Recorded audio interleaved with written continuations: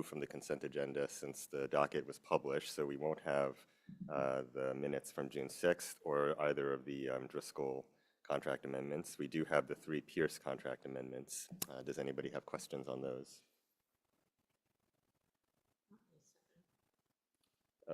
Yes, we need a second as well. Thank you, Suzanne.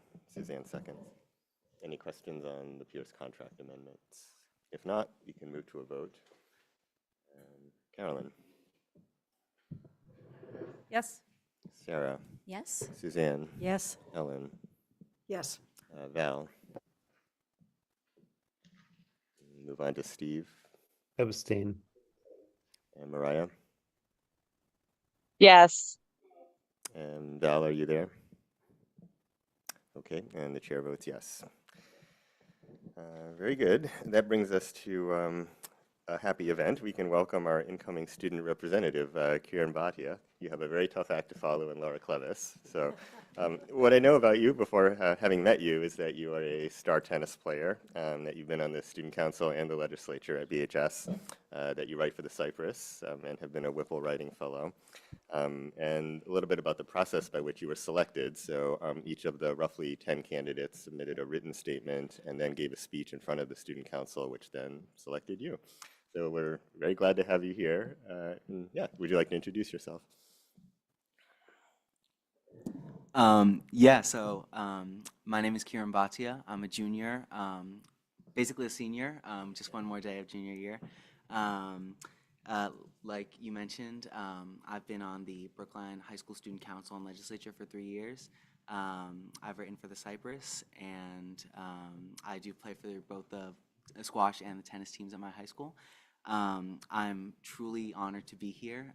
This is so incredibly exciting for me personally, and it's certainly a privilege that I don't take lightly and a responsibility I don't take lightly. And you know, I want to just, if Laura is watching, I just want to say thank you, because Laura is, I've known her for 3 years, and she's a true friend of mine, and I think she really has been such a wonderful student rep and student advocate for everybody at Brookline High School for the past 3 years.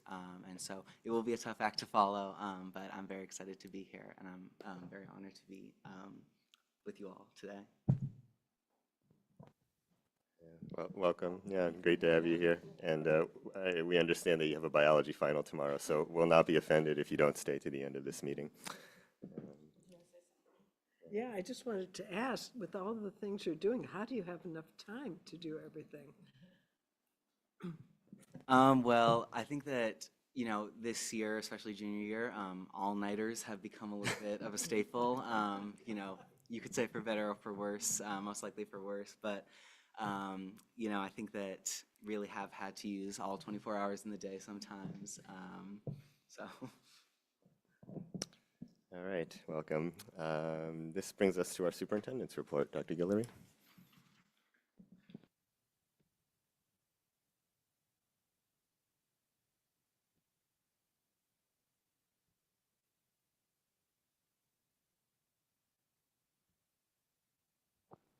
Good evening, everyone. So it's great to be here with you this evening. We're going to take a different angle to our superintendent's report tonight, given that it is our final meeting of the year.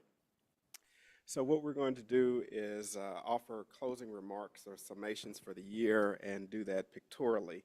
So, and what you may see on the screen will not necessarily be what I'm actually saying to you, but let's hope that it all plays out well together.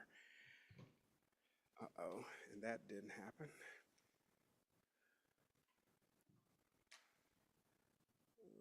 Did I stop sharing? No, it's still there.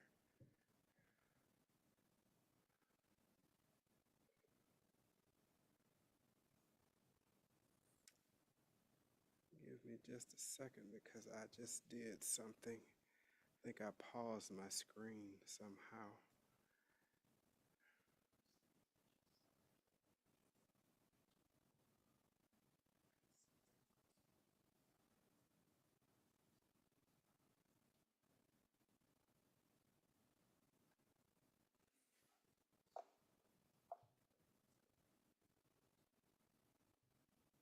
Okay.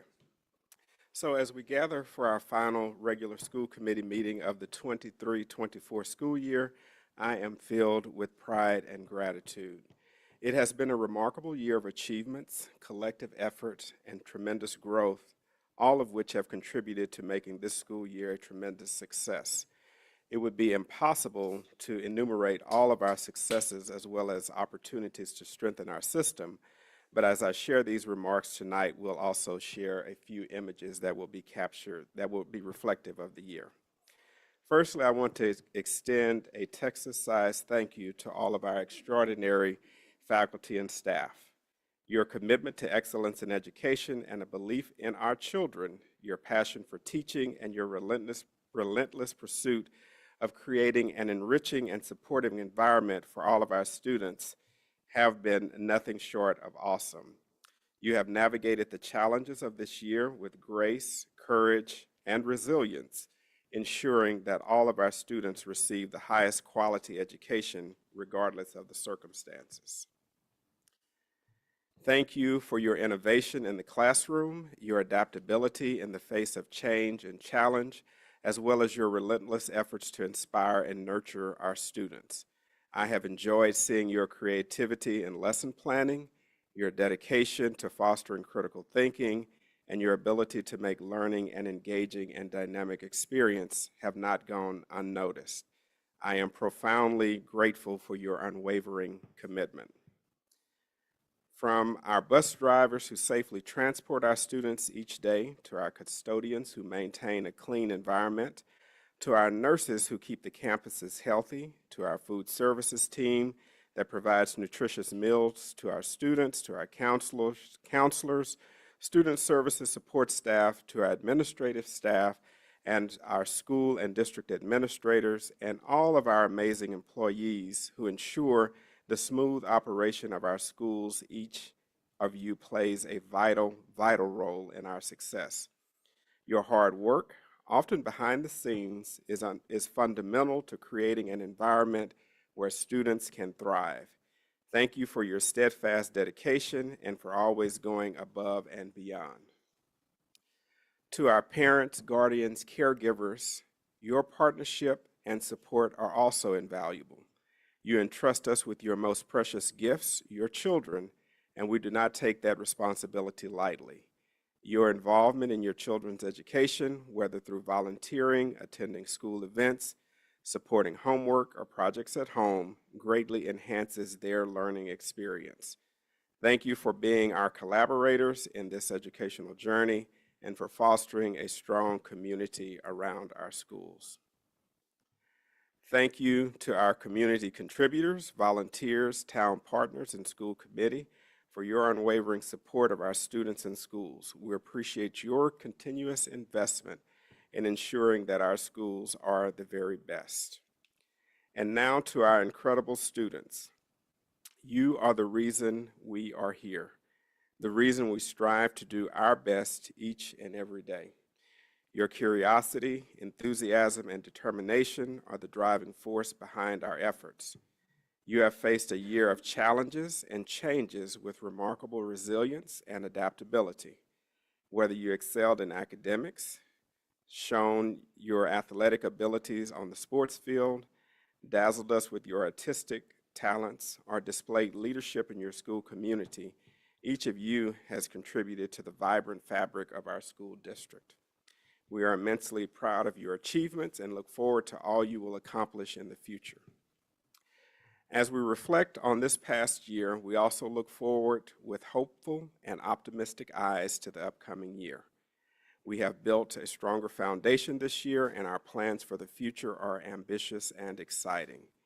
We will continue to invest in professional development for our teachers, ensuring they have the tools and resources they need to inspire and educate our students. We will enhance our curriculum with innovative and inspirational teaching methods and continue updating our facilities to prepare our students for the challenges and opportunities of the 21st century. Our focus on student well-being will remain a top priority. We will strengthen our support systems, ensuring that each and every student feels safe, supported, and valued. Our initiatives to promote mental health, inclusivity, and positive school culture will continue to grow, fostering an environment where every student can flourish. We are committed to expanding opportunities for our students to explore their interests and develop their talents by continuing to refine our rich and robust curricula, as well as arts education to athletics and extracurricular activities. We aim to provide a well-rounded education that nurtures the whole child. Yes, there is more work to do, but we wholeheartedly believe in the potential of each and every student and are dedicated to helping them discover their passions. In the spirit of continuous improvement, we will continue to seek your feedback and involvement as we enhance our system. We are PSB Strong, and your insights, perspectives are vital to our success. Together, we will navigate the challenges and celebrate the triumphs that lie ahead. In closing, I want to express my deepest gratitude to each of you for your contributions to this exceptional year. It is through our collective effort, our shared commitment, and our unwavering dedication to our students that we have achieved so much. Congratulations again to the class of 2024. You have made it. The rest of us are still in the system and will be following in your tracks. Thank you for your trust. To our parents, community at large, thank you for your trust, your support, and your partnership. Our summer officially begins June 18th at 12 noon. Have a wonderful, safe time, and I look forward to seeing you in the fall, ready to embark on another year of learning, growth, and success. And with that, that concludes Superintendent's remarks for this evening. All right, thanks very much, Dr. Guillory. Helen. That was wonderful. I mean, that really sort of captured the whole year, and I'm wondering, when you put this out, wherever we put it out, you put out the superintendent, yeah, the weekly news, can it be with your voiceover doing that? You're raising the bar, Helen. Well, I'm not a tech person, but I have a feeling there's a way of doing that so that when you click on it, you can hear it, no? I'm sure we can get that It's a done. challenge. Yeah, It's a challenge. we can get that done. Get one of our kids to do it. They'll figure out how.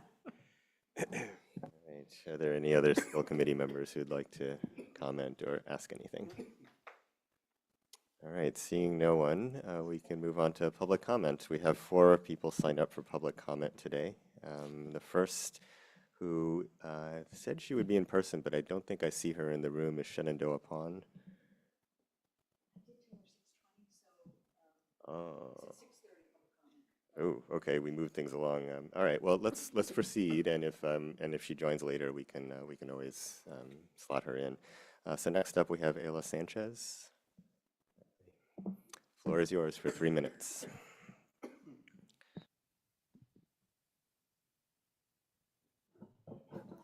Hold it up. Can you guys hear me clearly, or should I speak up a little more? Thank you.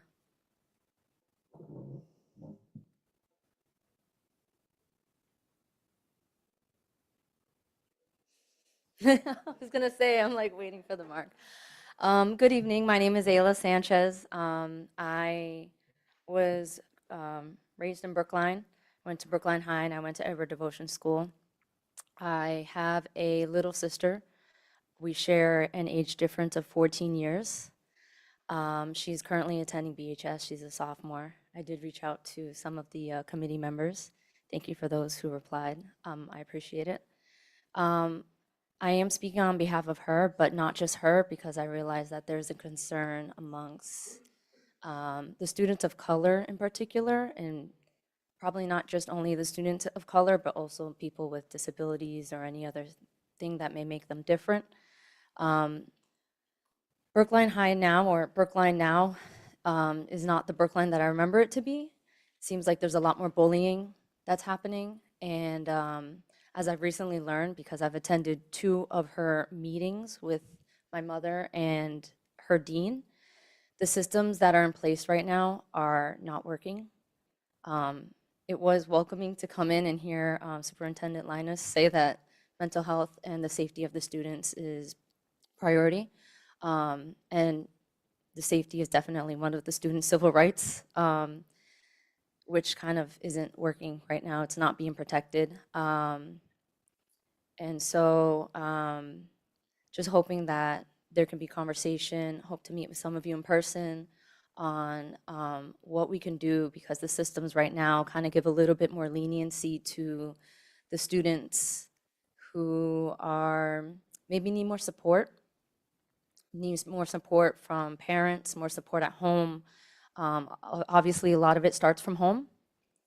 A lot of students from color get passed on generational trauma, and more support from the town, resources, I think, mental health therapists, education, fun education, making things fun, like how they used to be back when I'm not sure how it is now, but I'm definitely proud to say that I was raised in Brookline, because we are so inclusive, we are diverse, and a very progressive town, in my opinion. So I hope, and also these children are our future. So once we get old, they will be taking over, and that's very important that we kind of get ahead and set these students up for success. So thank you for your time. Thank you very much, Ms. Sanchez. Next up, we have Laura Baines-Walsh.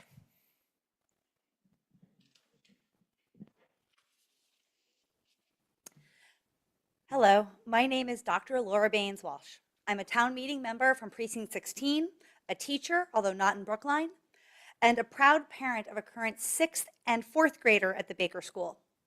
I'm also deeply invested in our educational system and the welfare of our students. And I would like to welcome and congratulate our 3 new school committee members. You guys all ran a wonderful campaign focusing on investing in our teachers and in our classrooms.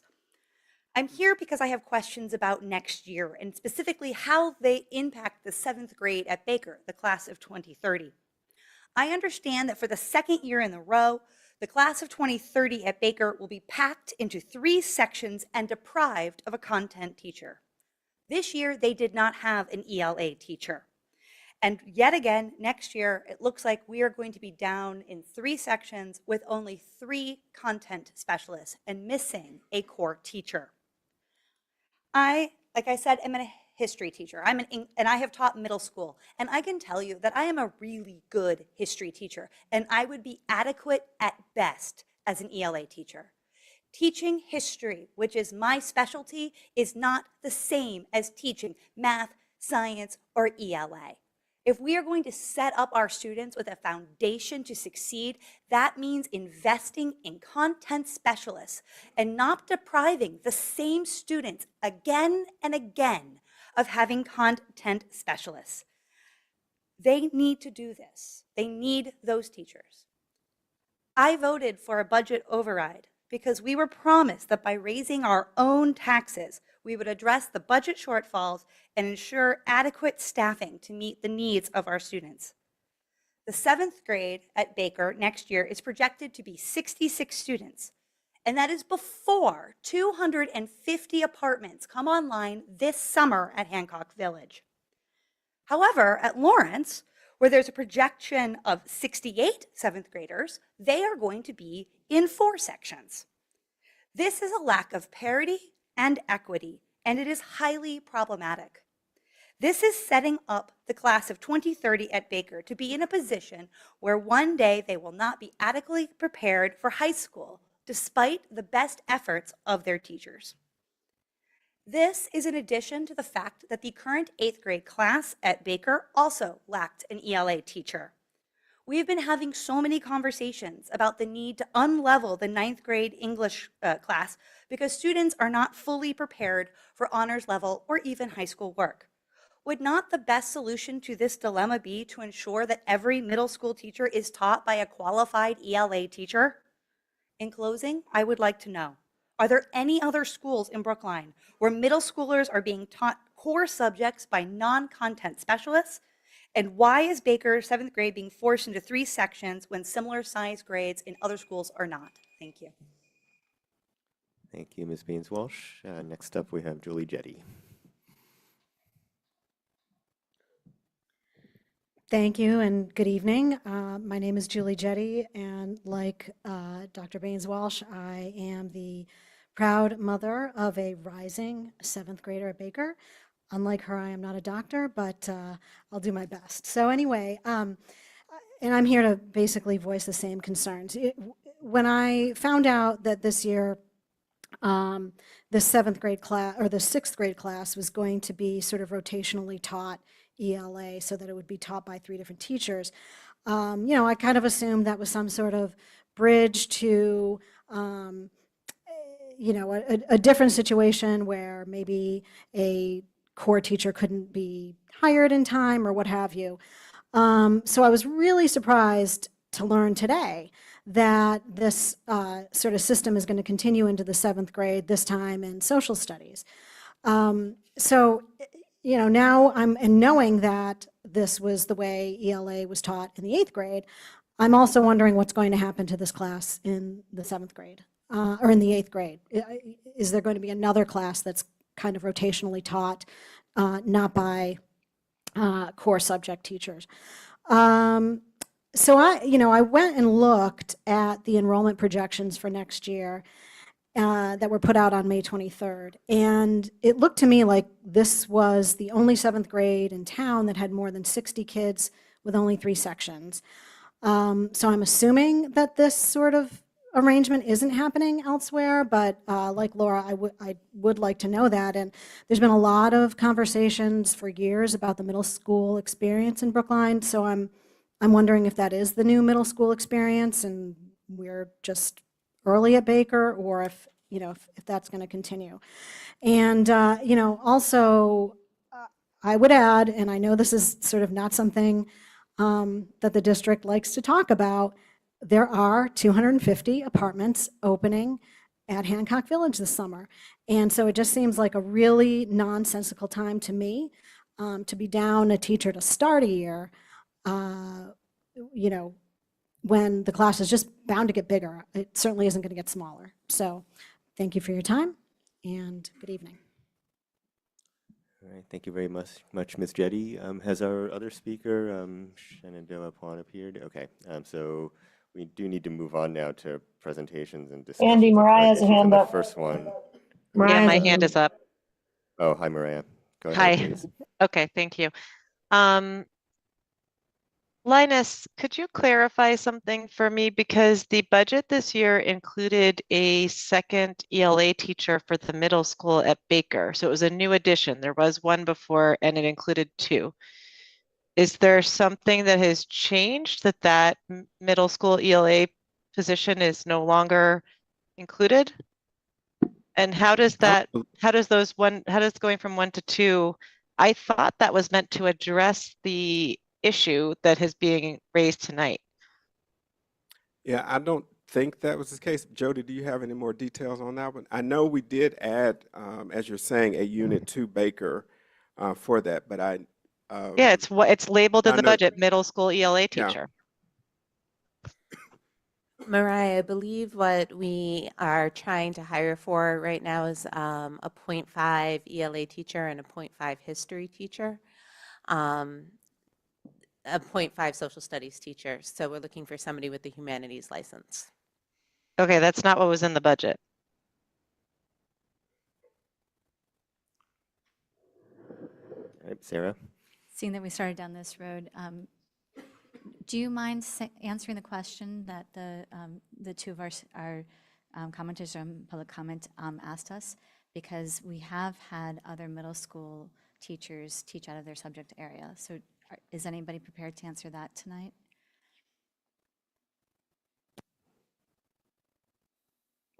I believe the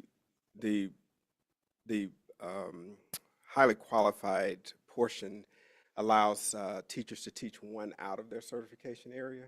So it's my understanding, and again, we're talking with Mr. Ola, the principal over there, about those needs. So we'll continue to check in on this as well. But you can teach 1 out of your certification area. And just to confirm, and we have done that in the past. Yes. Carolyn? Thanks, and I'll pick up where Sarah just went, saying, since we've now gone down this road, and I'm trying to sort of get my head around the questions and the circumstances. So, Dr. Gaylor, you're saying that it exists, that there is a fact that teachers can teach outside of their specialty. But is that the practice that is in place at every other K through 8? Or does every other 6th through 8th grade have 12 teachers? I'd have to look at their budget documents for that, but I know that we've had teachers teaching out of their certification area before. So that's not a new or radical shift as such. And even I, as a high school principal, I have done that many times in the past as well. Okay. That's not, my children went to the Baker School. They had an ELA teacher, a social studies teacher, a science teacher, and a math teacher. And I guess I was also hoping maybe someone could clarify, what does rotationally taught mean? What was rotational teaching at Baker this year? Well, I think probably the level of detail we're getting in would be best responded to by the principal and the school team as such. So we can get into that as well. But typically, Jody, do you have any insight on that? Because my interpretation of rotational teaching and what it is could be different as such. But I do know that what I think the 6th graders this year, was it the ELA? I think it was ELA where you had the 3 core teachers, science, math, and social studies, and each one of them taught a section of ELA, I think is what the case was. That's exactly what the case was. You're correct. Dr. Sorry, Miller. we have a parent shaking her head no. I'm sorry, but Yeah, I'm sorry to cut this off, but if we are going to change our practice during public comment to have it become a back and forth between school committee and speakers, that's something we should take up, I think, at our workshop as part of school committee governance. Okay, I'll ask Jody then if she could clarify. I was told that there was Carolyn, one, yeah? I'm sorry, I think we need to move on right now from public comment, and if this is going to be a discussion, it should be docketed separately. Okay, Thank you. I would like for it to be docketed then. Well, we can discuss that It's for really for upcoming important. meetings, yes.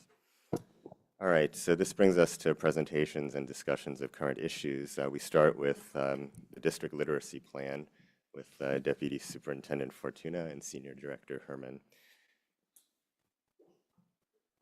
I'm really excited to be here this evening with this plan for you.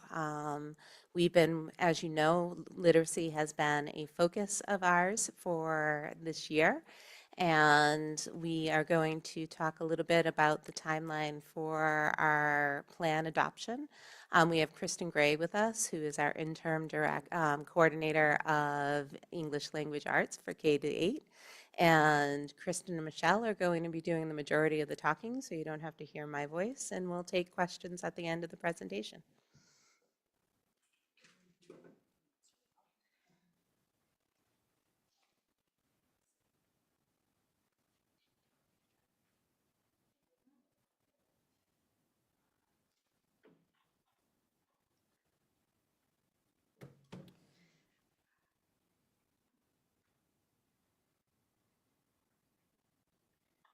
Okay, good evening. I know that Kristen and I are really excited to be here because we've spent the last year in our review process. And now, like, we're jumping into the work, which is the exciting part, I think, for us and for teachers and students. So tonight, we're going to talk about our ELA curriculum selection and implementation process. And we have an agenda just so that it is super clear that we're making connections to the curriculum itself, which are the standards set by the state, and the curriculum materials that will support students in learning to read and applying their reading. So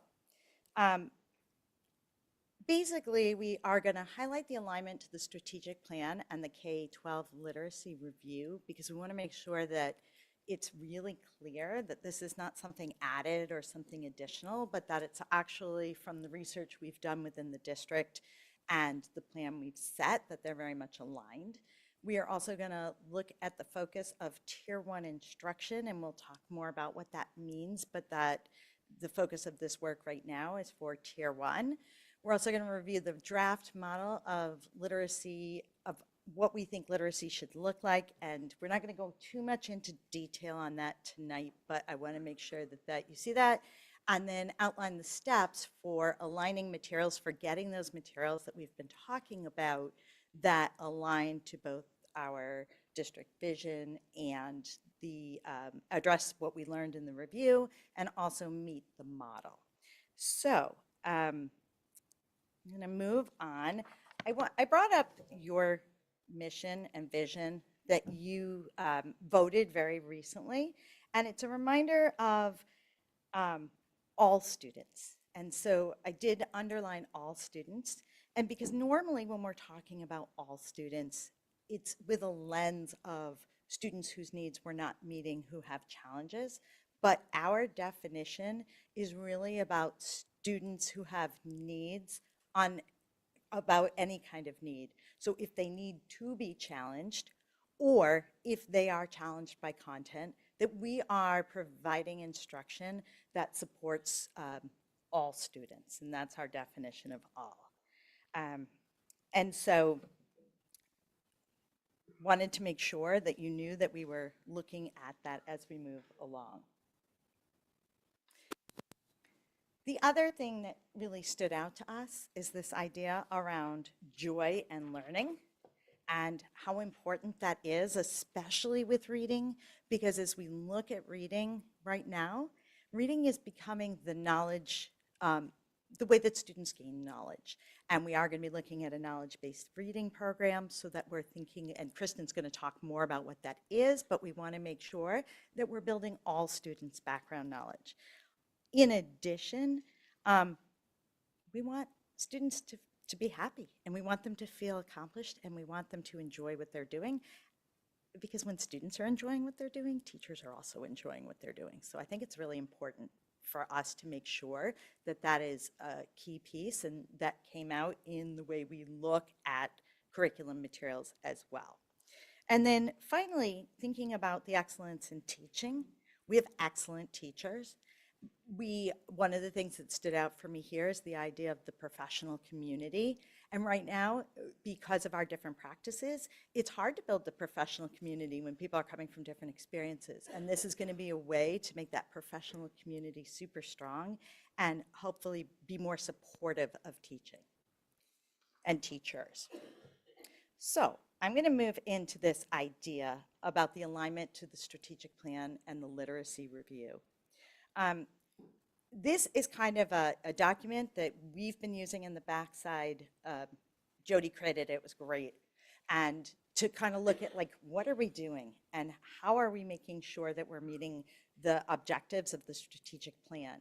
And what we started with was the district strategic objectives, and they're at the top where that's pointed. And one of the things we noticed was they talked about achievement for all students by implementing and regularly assessing content and using high quality materials.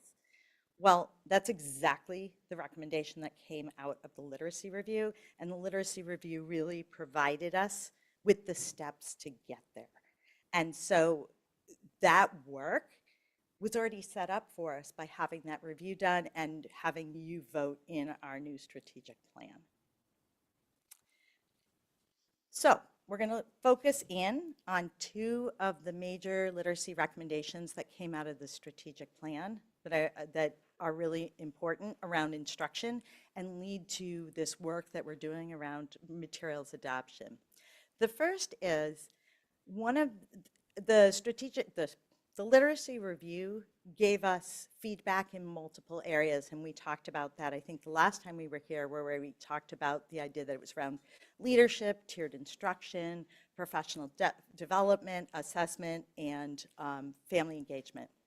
And what we noticed here in the tiered instruction is there are two areas that are highlighting this continued need to identify materials that support students. and teachers. And this first one is to continue to develop our MTSS model and make that super clear. So what you'll notice are there are some notations next to the pyramid that was drawn. So our goal right now is to ensure that our classroom instruction is meeting, this says 80, I would say 80 to 85% of the needs of students. And so that means that the strategies, which need to be research-based, and the content materials, those need to be in the classroom, available for all students to be at grade level standards, but have to meet the needs of 80 to 85% of students. It also does mean that intervention still takes place in the classroom. And I like to call that type of intervention more at bats, because some students take longer to develop their understanding of content than others. However, they're still looking at grade level content. They're still being presented with the same strategies. They just need additional time to practice, try it again. When we move to tier 2, that's when the support becomes something different for students. And that might be a small group. That could be a place where students get more challenge, et cetera. That should never exceed 15% of a student body. And then we go up to the final top, which is more specialized. And in reading, that might be more specialized instruction, something that is not done in the classroom, something that provides instruction to students through a different type of modality. What I want to be really clear on is that top tier does not mean that a student needs an IEP. Students can receive their special ed services in any of those tiers, and it really depends on the particular things identified in the IEP. So the reason we bring this up is we need to define our tier 1, our tier 2, our tier 3 instruction so that we are buying materials that align with that. So this is something that we need to keep in focus all the time. So when I look at this, I think of this, our curriculum is the standards that fall in these tiers, and the materials support the development and support what happens during that tier 1, tier 2, and tier 3 instruction. Today, we're focusing mostly on that tier 1.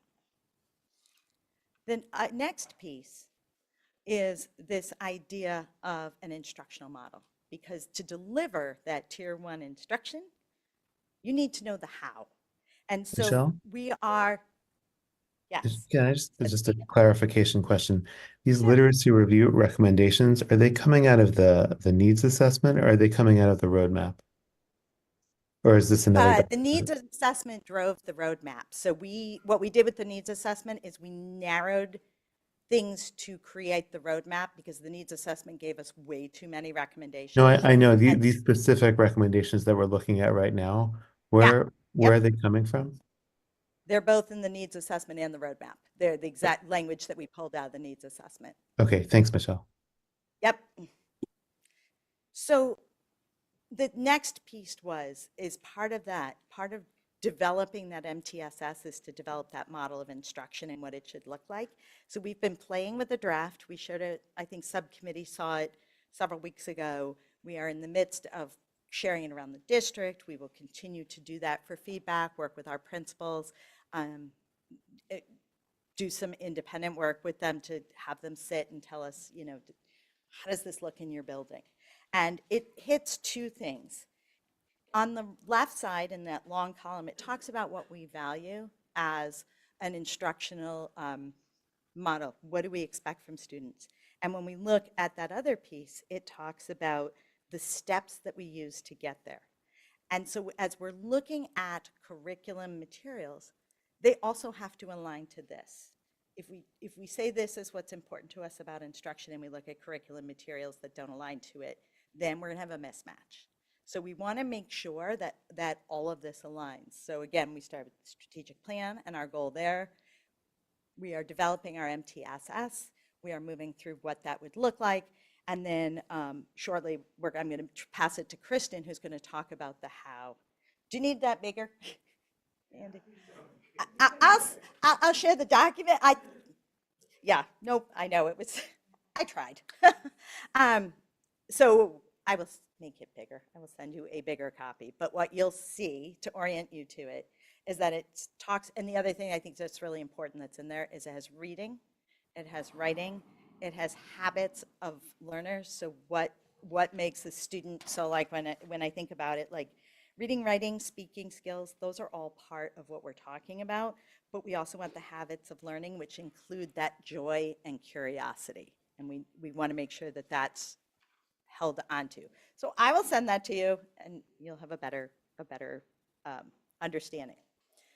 The next thing, so that those two recommendations, the next recommendation, and this is where Kristen's going to talk through more of the details, but we're going to facilitate a comprehensive core program review process that engages all staff in the process, utilizing a review tool that creates a common lens for reviewers. So one of the things we've been looking at through here is where do we get that common lens from? What are those values that are super important to us, and what do we want to make sure we have as part of it? And then also to look at making sure that we understand what high quality materials are. So I want to make sure that that's super clear. Defining, yeah, Sarah. So all staff means all ELA staff? No, we invite special educators. We invite staff that do EL. I've had several school psychologists reach out to me and say, I want to be part of this. So we are open to any feedback. We've had social studies people, and Kristen will talk more to that, involved already, and science. So anybody, I think of all of us as reading teachers right now, as I learn more and more about the reading process. I think every educator has a piece of teaching reading that's part of their role. So I want to make sure that that is not lost here. So thank you for the question. So we want to make sure we do this review, but we end up with really high quality instructional materials. So I want to make sure everybody sort of has that lens for the high quality instructional materials, so that when Kristen shows you our process, that it's really clear how we got there.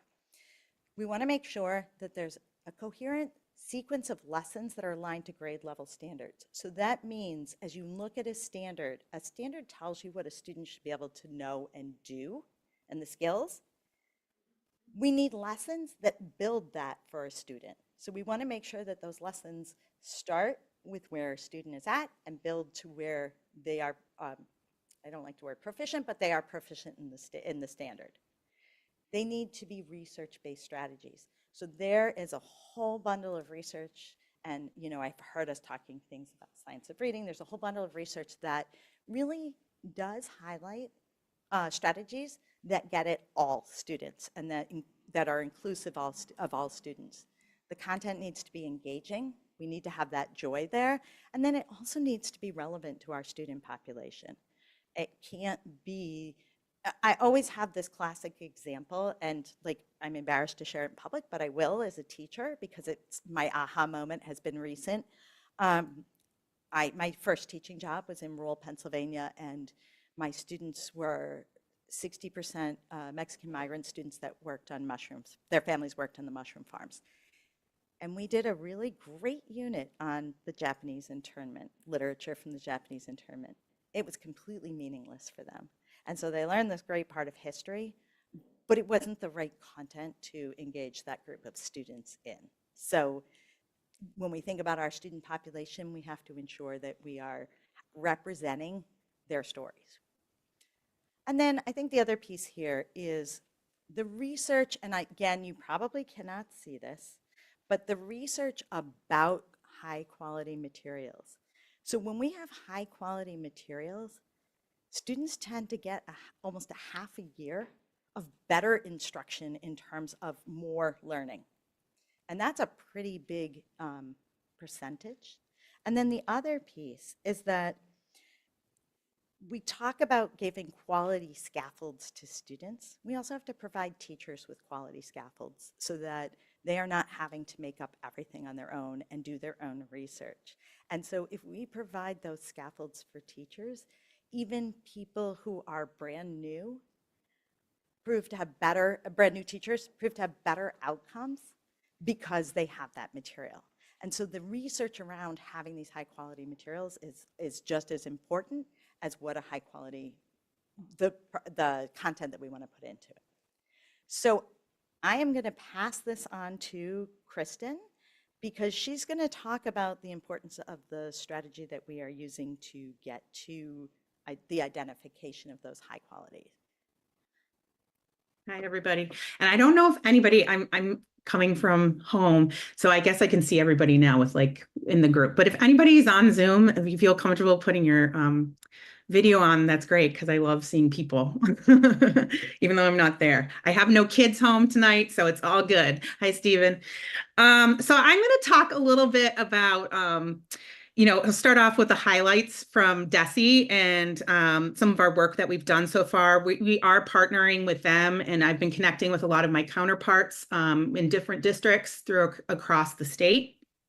So we're using resources from Implement MA process, and there's 3 phases in this process. There's learn and prepare, investigate and select, launch, and implement and monitor.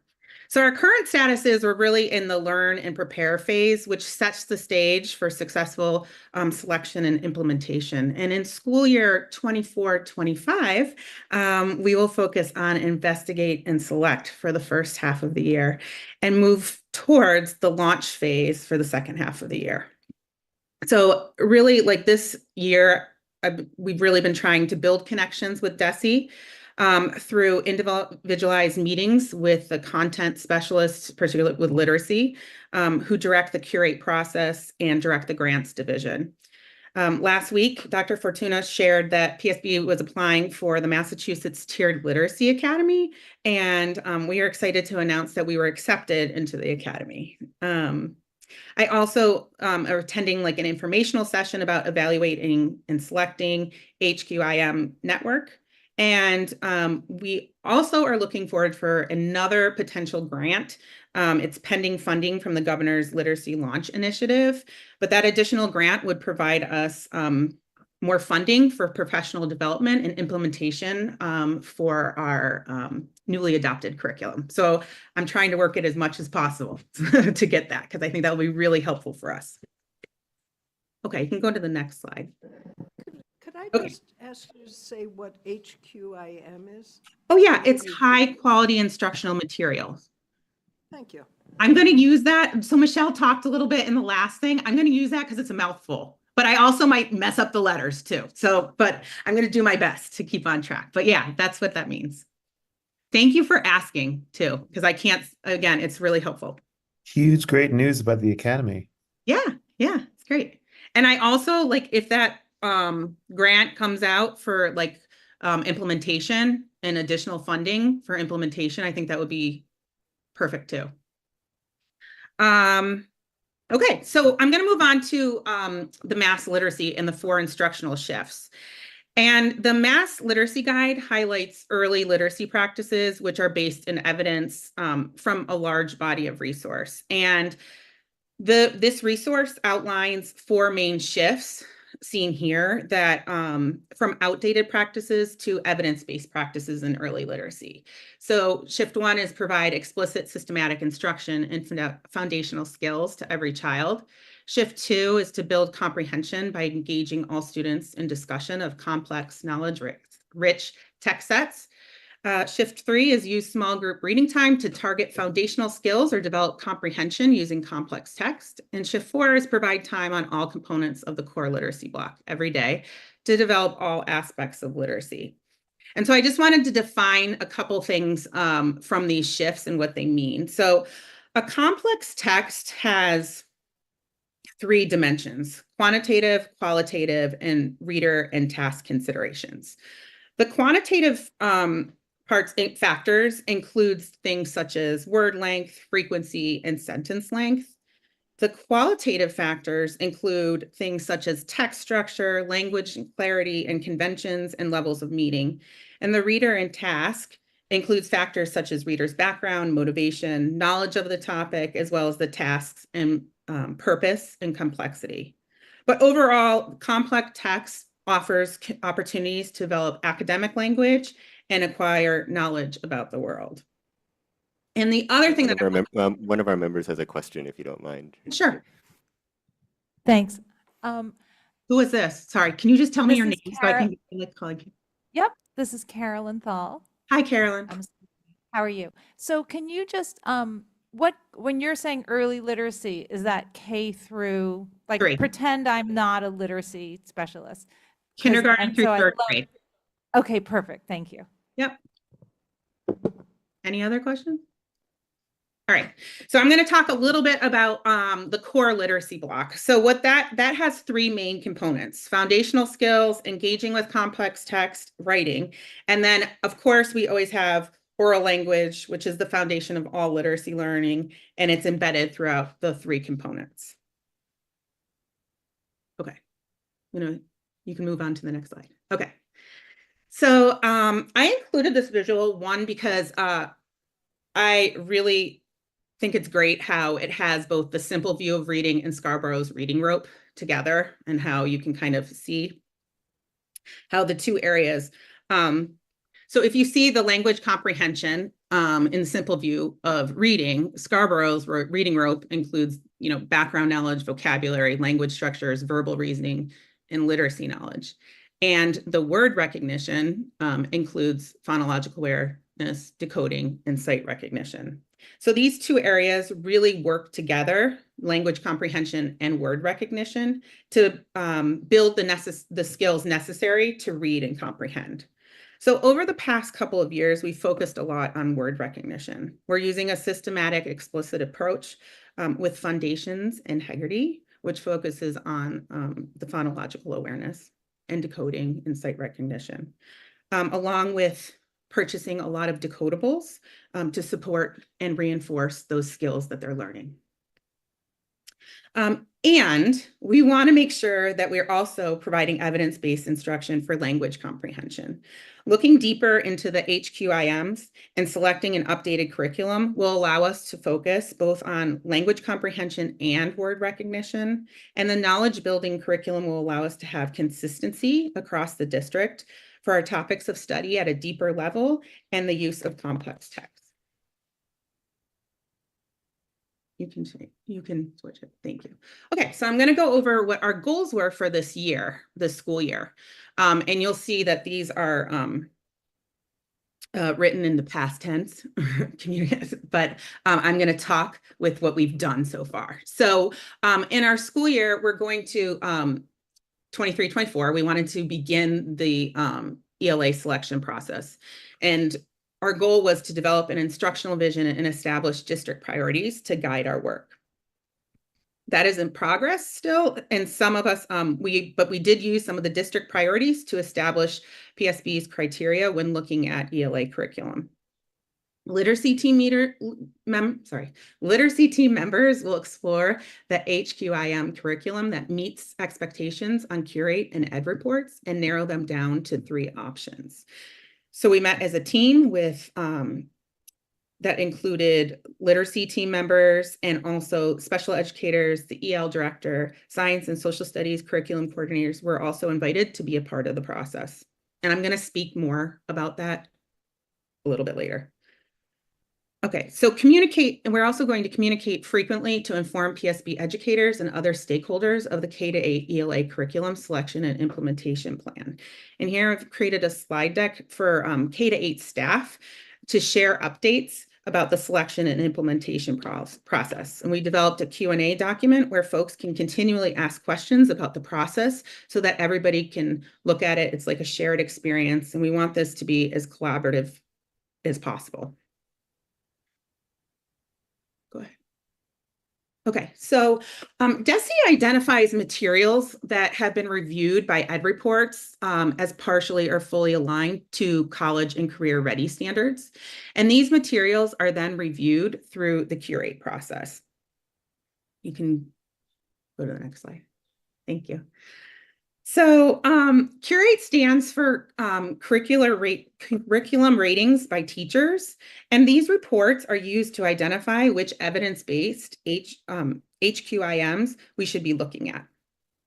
And the panels of the teachers evaluate and rate the evidence-based curriculum materials on the rubric.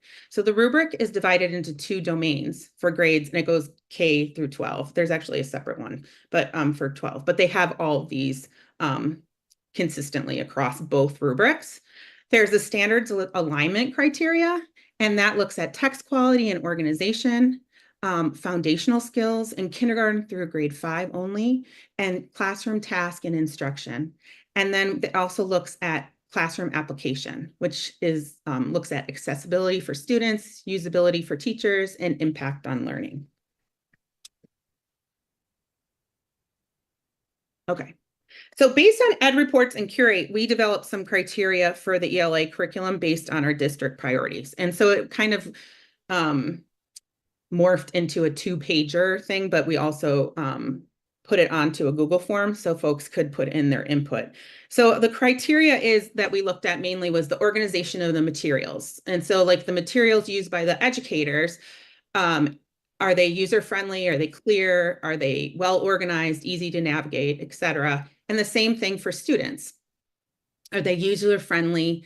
Are there materials available to differentiate for students who may be working below or above grade level? And just the overall organization of the curriculum materials. We also wanted to look at academic features a little bit. So we wanted to think about how much time is needed in order to incorporate all the components of the program. We also wanted to look at what text they were using. We wanted to make sure that students were engaging with a wide variety of text that were grade level appropriate, and that they included representation and valued various cultures, identities, and perspectives. And we also wanted the text to make sure that the modules, is which like what they call units, adequately build background knowledge in science and social studies. We also wanted to look at writing. So we wanted to think about how many days a week students are writing, how long the writing how long the writing blocks are, and that if the students were given a choice of the writing topics or if they were predetermined, and that if the materials included explicit instruction in narrative, informational, and persuasive writing. We also looked at foundational skills and word study. So we wanted to make sure to see if the materials included explicit systematic instruction in phonemic awareness and phonics. And we also wanted to see if the materials included aligned cohesive vocabulary and grammar instruction. Another piece that we looked at was professional development. How long does it take to get trained in one module, the entire program, and if they provide a train the trainer option to offer ongoing support. And the other thing, the last 2 things that we were important to us is like looking at assessment, and did the materials include informal and formal assessments that help teachers measure learning and adjust instruction and interventions on top of the universal screeners that we have going in K through 3, and then next year 4 to 6. And then the last part was just like overall areas of strength and weaknesses, and then any surrounding districts who's using the curriculum, because one of the things that we want to do is visit schools that are using these curriculums so that we can see what they're like in action. Can I ask a question about this? Of course. Okay, so just so I understand the process, you're choosing a subset of 3 that have gone through Curate, and then this is the secondary validation that PSB is running those 3 programs through? Yes. Okay. And these questions.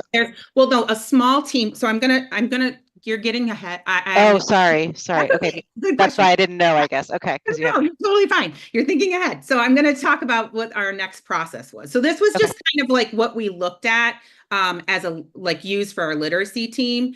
And we will use like a form of this to our team in the fall. So I'll return back to this.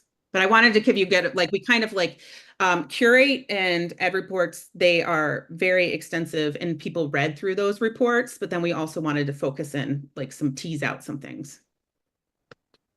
Mariah, if I can, all 7, you're going to see that in a minute, all I think it was 7 Yeah. programs that we looked at had high ratings from Ed Reports and Curate. And then what we did is we used this rubric to narrow it down to the 3 because these were things that were important to our district. Thank you. We also will use, Carolyn, you had a question? sorry. Oh, go ahead. Oh, no, that's okay. We'll also use some form of this again with, because this was just a small sampling of like literacy teams and like coordinators. But we want to bring it out to all of our stakeholders too, to see if we need to make any adjustments in the fall. I have a quick question. Sure. This is Carolyn Thal again, and forgive me because I'm new to the committee, so I'm playing a little bit of catch up. I know there's been a lot of conversation about this before. So where we are here and the 3 systems that you are bringing to the community now to be considered that went through this, that's for K through 8. Okay. And so when you're talking about curriculum materials, like I'm here, we're talking about books, basically? Is that books? That would be like maybe, is it when you're saying curriculum materials, like for the super early learners, is that something that comes with a system? But then when you're talking about 6th, 7th, and 8th graders, and we're talking about curriculum materials, are we talking about book selections, short story, like? Kristen, can I take a shot at this? Thanks. Yeah, go ahead. So, Go ahead. yeah, so when we defined high quality instructional materials before, when we showed you that slide, we are providing any material, so that will provide the lessons, structured lessons, and not, I'm not talking about structured lessons like a basal, but at least direction for a teacher to develop lessons that are standards aligned, and it also includes the material to teach those lessons. So for any tax sets, any charts, any of that material, so like if we do a phonological awareness, any pieces, any cards, any things that students need. So we're talking about, we are talking about materials. And so that, does that help? Sort of, but I'll come back later. Thank you. Okay. She good? I think, Carolyn, I just, excuse me for just, Suzanne. Hey, Susan. I think you're asking what books they would read.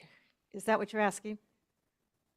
No, I'm okay. asking whether that is somewhat prescribed under this thinking. So I'm not asking for like a list of books. But if you go on to the materials, they will tell you the list of books.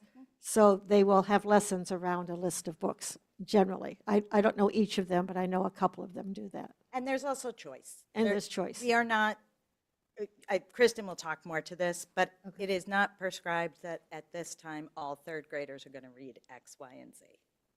Okay, thank you. That does more answer my question, whether that was sort of a shift away from, but it sounds like it's not a shift in terms, like right now, there's zillions of books in classrooms, and that would still be the case at the I teacher's think it would be more discretion. narrow, but I don't think it's not the prescriptive basal or the prescriptive reading that I grew up with, where we all sat in the classroom and did the same thing all the time. And I think Kristen can talk more to that. Okay.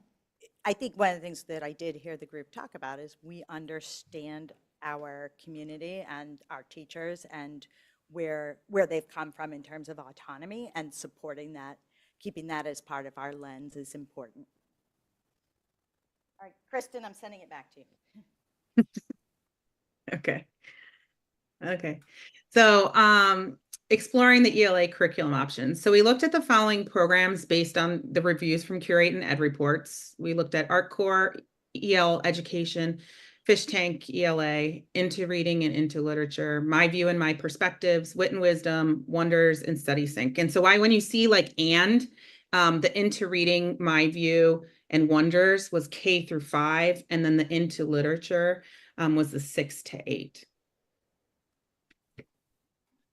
So the team unanimously chose the following 3 options to move forward, which actually kind of felt, I guess I would say I'm going rogue here, but I felt like it was great because I felt like we were aligned in some way of like which would be the best fit for Brookline, potential best fit for Brookline. So those are Art Core, EL Education, and Fish Tank. So we've updated the K-8 colleagues on the ELA curriculum selection and implementation plan slide deck, and we included links to overviews, reports, sample lessons, and videos about each curriculum option so that folks can begin to look through them. Okay. So next year is a huge year with the selection and implementation process in the beginning. So through September and November, we want to actively involve and collaborate with stakeholders through the K-5 ELA curriculum team and the 6 to 8 ELA team meetings to review the 3 curriculum options. And I'll just talk a little, we wanted to separate that out because when we looked at it as a literacy team, we looked for the K to 8 and we really needed to tease out the 6 to 8 so that it got its own attention just as much as the K to 5. Because often the presentations would talk a little bit about the 6 to 8, but it's hard to put it all in one presentation. So there will be a series of after-school meetings about the curriculum options, and we want to engage as many educators and stakeholders as possible. We'll engage each school by creating opportunities to view the 3 ELA curriculum options.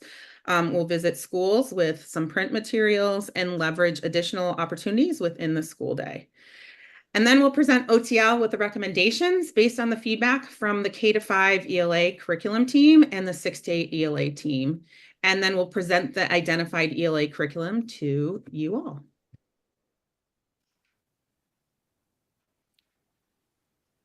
Okay, so from November to June, we're going to begin the implementation process.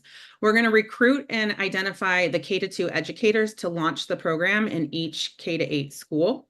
And we'll provide ongoing PD to K-2 educators and literacy specialists to support the implementation of the new ELA curriculum beginning in January 2025, meaning like that we would have some professional development in November, December, and that we could start using some of the materials in January.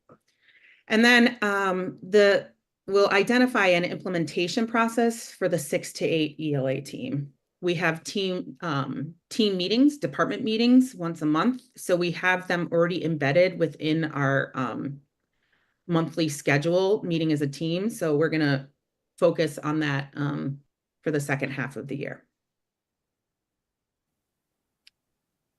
Okay, so the goals for school year 25-26 is we're going to continue the implementation process. All K-2 classroom teachers will implement and engage in ongoing PD to support the new ELA curriculum adoption. We'll recruit and identify educators in grades 3 to 5 to launch the program in each K-8 school. And we'll provide ongoing PD to educators in grade 3 to 5 and literacy specialists to support the implementation of the new ELA curriculum. And so overall, our goal in school year 26-27 is that all K-8 classroom teachers will be teaching the adopted ELA curriculum and continue to have ongoing professional development. Questions?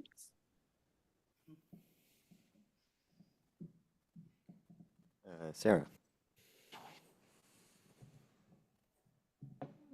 I have to say that your rubric really checked off all the boxes. It was unbelievable as we were going through. And, you know, because you can't say everything, as we were going through the presentation, I was like, and when we're going to talk about this and we're going to talk about that. And then we got to the rubric and it includes modules adequately building background knowledge in science and social studies and materials that are aligned. And, you know, so I'm just so happy that the conversation is at this high of level. Thank you. Suzanne, then Mariah, then Helen. Yeah, could you go over the timeline for the 6 to 8? I'm a little confused on that. Yeah, I could see where you're getting confused because not that I'm not confused, but but I do know that it's not set in stone right now because we really have an opportunity where we consistently meet with all 6 to 8 ELA teachers across the district at least once a month. So we really want to work as a team to, one, at the beginning of the year, have our department meetings looking at our options and talking through them as a team, including other stakeholders, but we already have that built in. And then for the second half of the year, like when we make a decision, of thinking about the best way with them to implement it. I would have to update you on that because I really want to talk to them as a team of like what they think the best thing is. The sooner, like honestly, if we have funding, I think they would be up for doing it sooner, quite frankly. Do you know, I really want to work us on, really build our team and utilize our team meetings to work on it collaboratively. Overall, Suzanne, we're about a year ahead of where we thought we would be to implement 6 through 8. So that's what Kristen and the team are going to be working towards. And when just a quick one, if I could, when you do the beginning, or like next year from November to June, are those early adopters, they going to be volunteers, or is it the entire grade throughout the whole district is going to be there? I'm just curious. Nope, it's going to be asking. volunteers. Yeah, we're going to ask folks to, who would be interested in launching it early adopters. And then with the idea, we want folks in each K-8 school because we want them to be a leader. And also, we have an incredible group of educators, and their excitement and positivity will spread throughout the school. So we're really looking forward. I'm really looking forward to working with folks for the second half. I mean, for the whole year, but for the second half to really get in there with the kids. Thank you. Mariah, then Helen, then Stephen. Thank you. I have 2 questions. The first one is that the presentation tonight focused on K through 8, and I was wondering if the literacy plan that accompanies this at the strategic level is pre-K through 12, or what is the overarching grade range of the entire literacy plan? So the literacy review was K through 12. However, the high school teachers are the people on the literacy team have included the high school, and they were part of building this. And if you remember, the idea was to build a 1-year program and then to continue to build on. And I don't think we have the capacity to do that whole K to 12 all at once. And so John and Talmadge Nardi, who are on that team, and Kristen and I have been talking about what are the things we can do to pull the thread up through, but we are certainly not in a place to be able to do that this year. So that planning stage continues. The idea from Hill was only to develop a 1-year plan. A 1-year plan for what? I'm not following, I'm sorry. Or addressing the literacy. So we can't address everything that came in the literacy report. Right. All at once. So Hill helped us with the help of K through 12 teachers and stakeholders. As a team, we met multiple times, and we reduced that number to what we could do in the first year. And the first year was to focus on early literacy. It does not mean we have finished with the high school. It's just that the literacy reviews roadmap for this year will be to focus on K2. But the multi-year plan is a pre-K through 12 literacy structure? Okay. Yes. Okay, thank you. And then my second question is that the rubric talked about introducing culturally responsive texts if the curriculum itself did not provide those. And I was curious about whether these curricula already include science and social studies texts that are aligned to our curriculum, or if they would also need to be supplemented to be aligned with our curriculum. Like including I'll a take science that. text is great, but if it doesn't match what we're actually learning, then So it won't match our science curriculum or our social studies curriculum one-to-one. What we're attempting to do for our students, which will help level the playing field, is build their background knowledge or schema with the knowledge building criteria, with things that are of high interest. So for example, we wouldn't teach planetary science in second grade. However, we may adopt a literacy program where students are reading about the planets. And that way there, when they hit that point in their science curriculum, they will have background knowledge and they will have schema for being able to better understand the work that's happening. It's based on research. There's a great research study, it's called the baseball study, where students that had background knowledge on baseball it's an old study, far outperformed students that had no background knowledge on baseball. So on a test of their reading comprehension, even among students that were highly rated readers. So what we're trying to do is level the playing field by building background knowledge and building schema, perhaps before students get to that point in the science or social studies curriculum. thanks. And so that's great too, in that it's sort of like orthogonal opportunities to learn, but then like, so do they not have, is there not an opportunity for intersectionality between science and ELA and social studies and ELA on I the can, actual curriculum topics? I can talk I about that a think little bit, just if you want, because Mariah, both the science and social studies coordinators were present when we listened to all of the presentations for the 7, and they also unanimously thought that the 3 that we put forward would would be a good for PSB and also have some capability to have some alignment with science and social studies units. It's not perfectly aligned. None of them are, but out of these 3, these are the ones that had more opportunities for alignment with science and social studies. Okay. Ellen. Yeah. And we're going to thank you. continue, we are going to continue our work with the Science and Social Studies Department. I've never been a part of like choosing curriculum, but with them on our team. And I think we're starting it from the beginning and being collaborative instead of choosing something and then finding ways. Like we're starting early in the process, like where they're starting with us from ground zero. And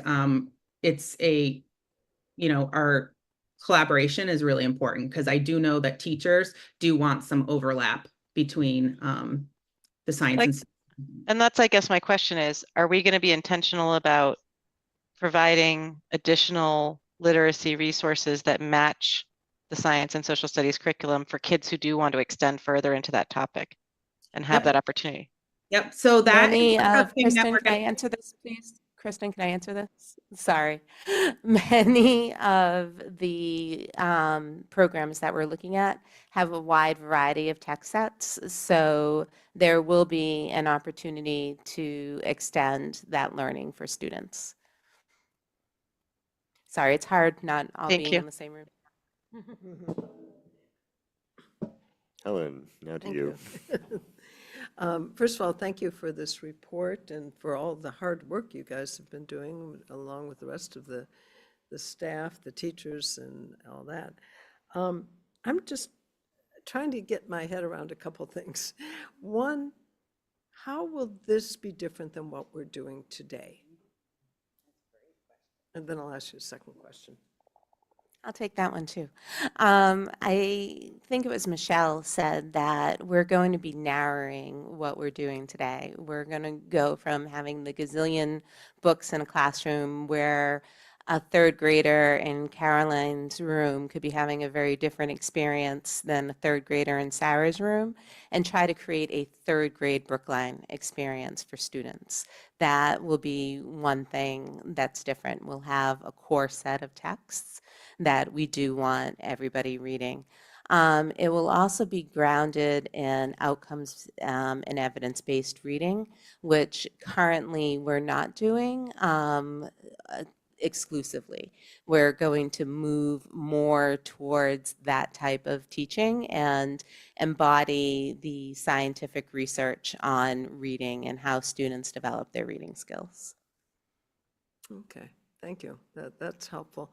And so I'm trying to put myself, I'm not a teacher, but put myself into a second or first grade teacher's shoes, and I have my lesson plans probably for the year because I've done it for 5 years or 10 years.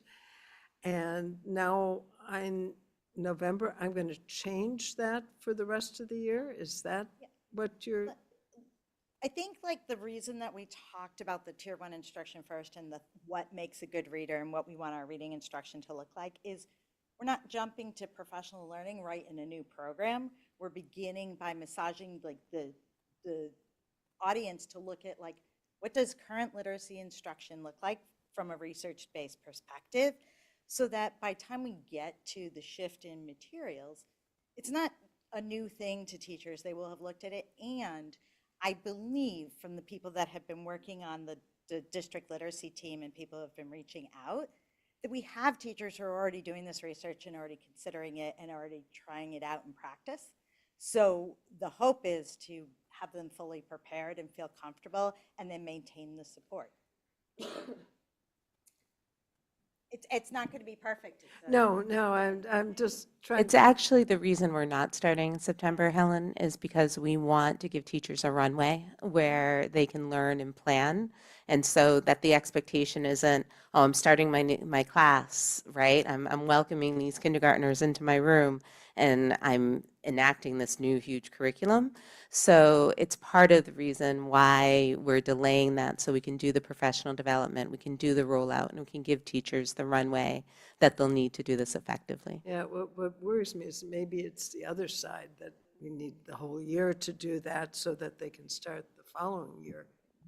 But you'll see. I mean, you can always change. I'm going to share an article with you later about that exact question. Okay. Stephen. Thank you very much. Thank you. And thank you, Jody and Michelle and Kristen, for this presentation. It's exciting to be so close to finally choosing a instructional shift and implementing it. Thanks for that presentation too. It was really clear.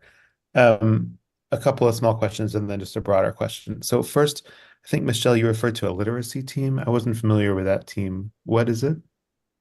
That's the team that I spoke about, and I think you were also at the CPAC conversation. The team that reviewed the results, the district literacy leadership. I think I may have called it DLLT. And Okay. they're the group, the district literacy leadership team, which was made up of I see. And that's the literacy team. team teachers. That's the team that's selecting the curriculum now. No, So that's the team that that's was in the team that previous. They made keep the part of the plan. member. Yeah, go ahead, Michelle. Go ahead. No, that's the team that made the plan. And when Kristen opens up the opportunity for other people to join the next level team, that group certainly has that opportunity. Okay, so they were working on the roadmap to with the Hill to implement the recommendations. Okay, Yes. thank you. Okay, and another small question. You mentioned that we were taking a fresh look at phonics and phonemic awareness when we're looking at the curriculum replacement. Does that mean we're taking a look at whether we're going to keep Wilson and Haggerty as well, or are we continuing to keep those materials moving forward regardless of what we choose? Can I take this Or one? is that on the table? Can I take this one? Go ahead, Yeah. Kristen. Okay, because some of the 3 choices, some of them have foundational skills block. 2 out of the 3 do, but we also want to evaluate the quality of it. I'm not sure. We have to delve deeper into those aspects of them to see if Okay. that's something we want to switch. To be completely honest, I don't know if that I don't know if they'll be the right fit or if it's worth switching over. So we're open to both. Do you know? So we have to That dive makes deep. sense. That makes sense. One more smallish, well, maybe not so small question is, I think I missed your rationale about why we're starting with a pilot rather than starting with a full-scale K2 next year. Can you say that again? Me? Or Which whoever it one? was who said it in the first. Yeah. So I think I don't know if Jody, if you want to jump in too, but my thinking or why we want to start kind of slow to go fast. And we really want to build buy-in from our teachers. And from being in this district since 2005, and knowing the culture of our district, I think it's advantageous for us to bring folks on that are interested in implementing it in the middle of the year and then going full force the following year. I don't know if Jody, if you want to add more, but we just want this to be a successful implementation. And my fear is that if we just do that in the middle of the year haphazardly with everybody K-2, it won't be as successful if we do it at a slower pace. Okay. And I'm deferring to Michelle and Kristen's institutional knowledge on that. So that is the reason why we're doing it. Yeah. Okay. I'm not Yeah, asking just skeptically even again. if I could just throw something, it's pretty common practice, at least it's been my experience with curriculum work, that you go with early adopters first. Those are the people who are eager and want to try it, and then they become our early adopter leaders, and so other teachers then can go to them because they've already had some experience before the others. So that's pretty common practice, at least in my experience. And we're not planning on limiting the number of teachers. We'd like to have one in each building, but say an entire second grade team wants to do it together, then that's completely fine. We're not limiting the scope. We just want those early adopters. Okay. We'll be excited. So thank you for that, and thanks, Suzanne. So that links to my bigger question, which is about professional development. So I wasn't totally clear on the professional development strategy and also how it links with the academy-funded professional development that we're likely to get through the grant. So especially now that it's going to be pilot in year one, full scale up in year two, and then pilot scale up in the other phases. What is the PD strategy mixing in both sources of PD, both from the grants and from the provider? And what is the strategy A? And then B, how does that affect the budget picture? Because my understanding was that the budget strategy was premised on having the full PD strategy, A, with a full scale up in year one, and B, having it entirely from the provider. So I guess that's partly a question for you, Kristen, and partly a question for you, Jody. I'll start, Kristen, if that's okay. So with the state multi-tiered support academy, what's going to happen is they will give us technical assistance on those 4 shifts on foundational skills, really get into the reading rope and the 2 models of instruction that Kristen was talking about. And then that'll be combined with the provider PD. So we'll actually be hitting PD from 2 angles. One on teaching reading in general, that's program agnostic, and one that is program specific. And as I said last week, one of the things that we'll be doing with the academy is building up our coaching skills to coach in this new way, which will be really exciting for us as well. So do you see that as ELA teacher facing, literacy specialist facing, or a new literacy coach role facing, or all 3? All 3, actually, Stephen. Okay. It'll be a comprehensive team. And Stephen, to expand on that a little bit, in terms of the PD, a lot of it varies, but from the provider, it depends on which program that we choose too, of how they, some of them are more flexible than others with how they, their PD structure. So once we choose that, what program we're going to go with, we'll have more of a detailed PD plan in that side. but we aren't able to predict that because we just don't know yet which program. Okay, and so I suppose that uncertainty means that the budget part of my question is hard to answer too. Okay, you can ask it. I know, just like how does it impact how we're budgeting the PD side? Because Jody, when you presented it last time, it was you were rolling the curriculum purchase plus the PD into one package that you were budgeting. And now that it's PD for a pilot, plus it's plus the scale up to next year, but it's also mitigated by state grant um, curriculum agnostic PD. How does that impact the whole budget picture for what we're going to be transitioning to? Or is So you'll that too many variables to work through? there you gave me a lot of variables there, Stephen. Right. It depends on the program, right? One of these three programs was the program that we used to price this out. So in that case, the budget will be right on. Two Even of though the it's other going to be a programs pilot? weren't. Even though it'll just be a pilot, because we'll purchase, because we know it's not really a pilot, it's more of an early adopter. We're going to select the program that we're going to use. We're not going to pilot all three programs. We're going to select the program that we use and have early adopters. So it's a little bit different than a traditional pilot. And because we have the budget money and we don't know how many people we are going to have that are going to be an early adopter, having that budget funding there will continue to be important. Okay. Thanks so much, everyone. Could I ask a question about assessments? So do these curricula include like assessments and diagnostics that would eventually supersede what we do now to identify students who are going to need extra support or different support? I know at least one does. Our core reading does. Kristen, how about the other two? Yeah, they all have some aspect of assessment, and we need to delve deeper into like tease out what they all exactly look like. But they will not, we will always have the universal screener, if that's what you're speaking about. And we need diagnostic assessments as well. Yeah, I guess I'm asking because as a new teacher, I'm starting to appreciate what a time sink it is when you have to do diagnostics that aren't really embedded in the curriculum. So if it's possible to get away from that, Yes, yes, yes. might be nice.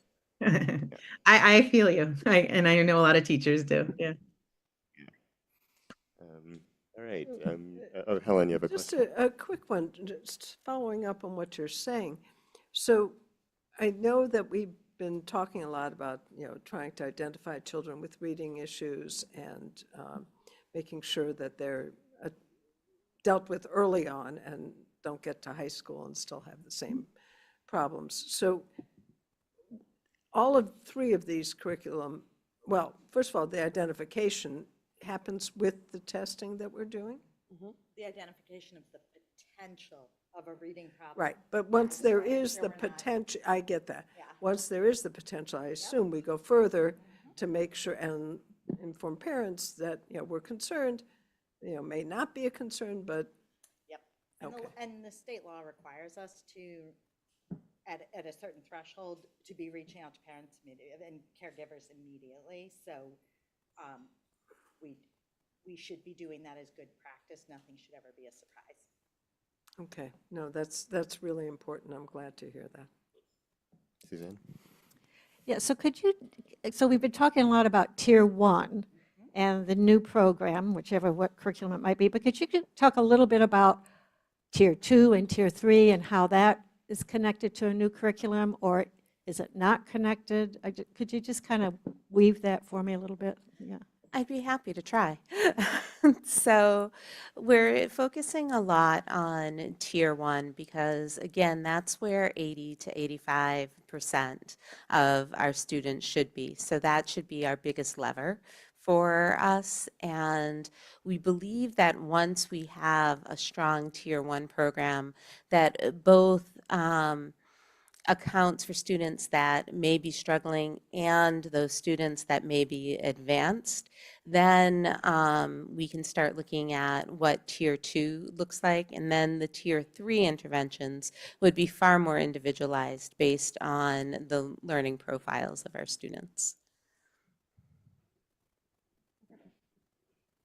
But we'll continue doing what we're doing with Tier 2 and Tier 3. Yes. We feel like those are fairly successful interventions. Yes.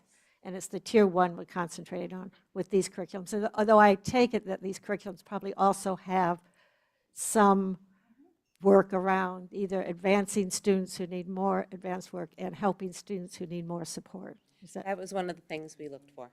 okay? Thank you.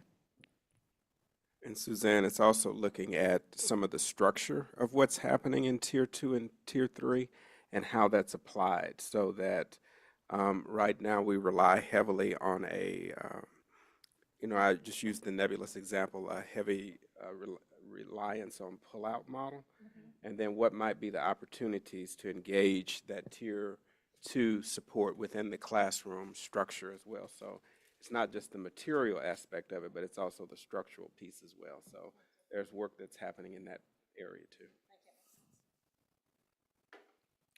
All right, thank you very much, Kristen and Michelle and Jody. This is Andy, I obviously have a my topic hand of- up again. Oh, Sorry. I'm sorry, I was looking for hands and did not see yours. Go ahead, Mariah. Sorry, I just have one side question, which is the M-Class screener, like, do you notify parents of end of year data or only middle of year? That letter should have gone out today. No, Okay. No, it's going out tomorrow. I was gonna say, so if Oh, we didn't get it, okay, It's so it's out. going out tomorrow. Yeah, Okay. it's going out tomorrow. Okay, and does it follow the same, there were some things we had talked about last time, so I'm presuming it's the same kind of letter as it was last time? Okay, thanks. The things that you suggested last time, we have put in so that Yeah. the suggestions you gave at curriculum subcommittee were added to the letter. Thanks.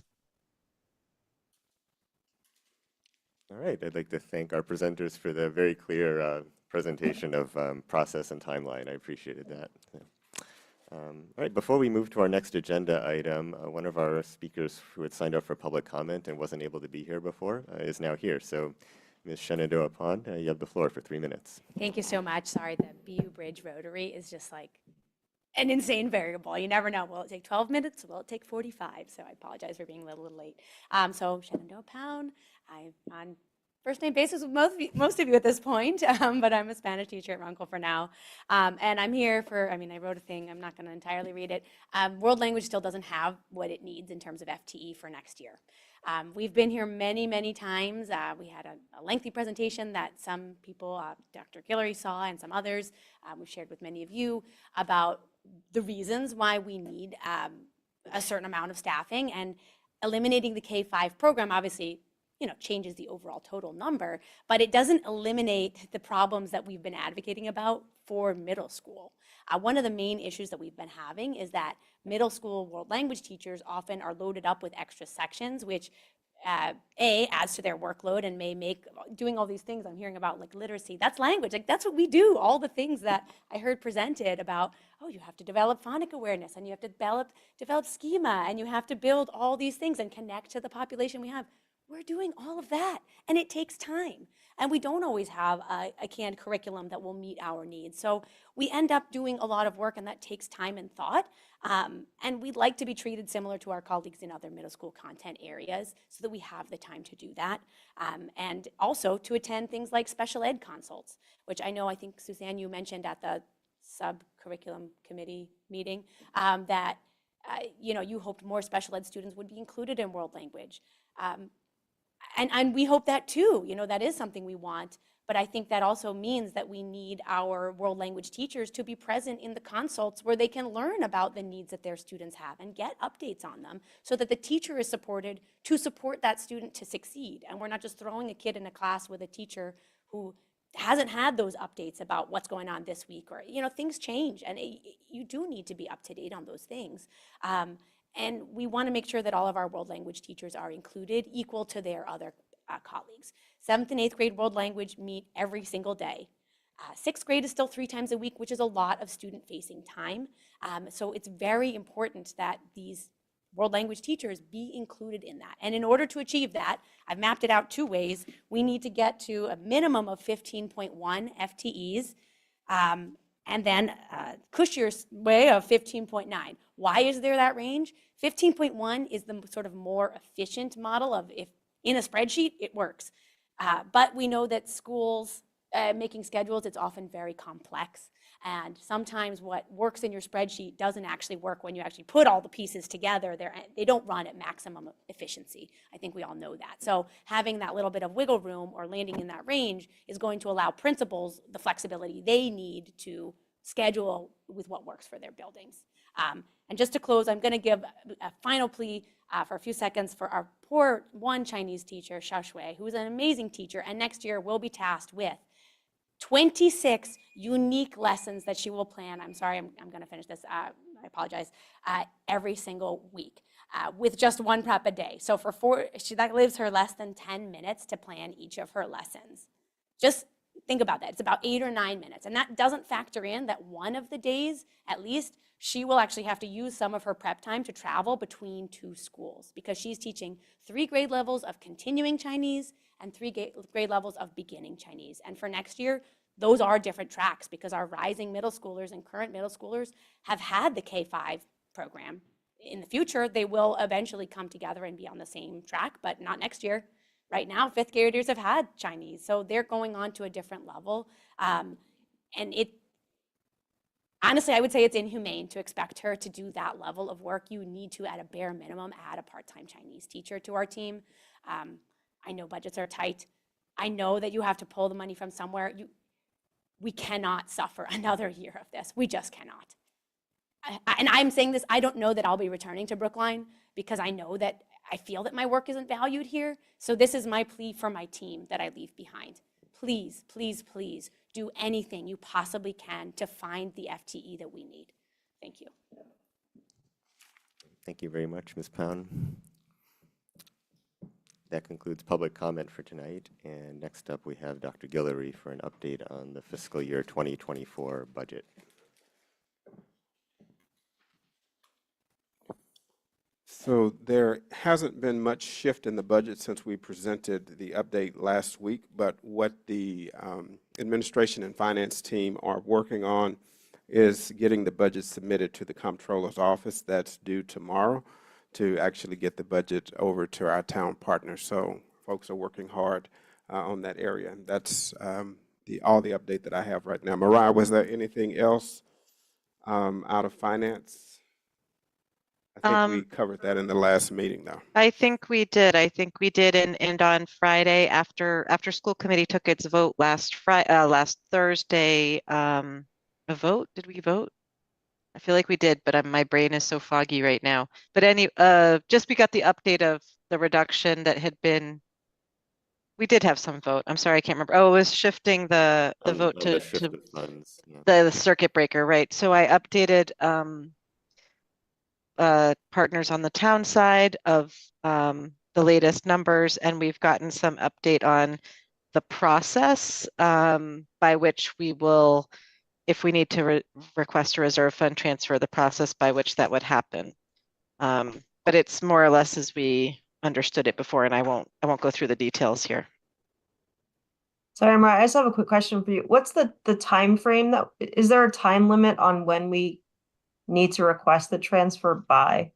Okay, so finance is going to meet on the 26th, and if there is still a deficit at that point, we would vote to ask staff to submit the reserve fund transfer. I'll go through the details since you're asking. So the select board typically would review the reserve fund transfer before it goes to advisory, just to ask questions and be up to date. However, they don't have any meetings. Their meetings are before we would meet on the 26th, and the meeting at which advisory would take this up is on July 9th. And so essentially we would submit on the 26th, and then it would get considered by advisory on the 9th. So I don't know if there is a hard deadline, but these are the dates that everyone knows about and is planning towards. Sorry, Mariah, were you saying that we would not be going to the select board before AC just because the select board won't be meeting? Correct. Yeah. And from what I can tell, it's an optional step, not a mandatory step, since it's just advisory who considers it. And so it would be going directly then, Mariah, from finance to AC. So It would, bypassing full school committee. because we don't have a meeting scheduled. Right, However, right. it Yeah, would be that was one of part of it. those, it would be one of those times that certainly I would be looking for strong attendance from non-subcommittee members. Got it. Thanks. Yes.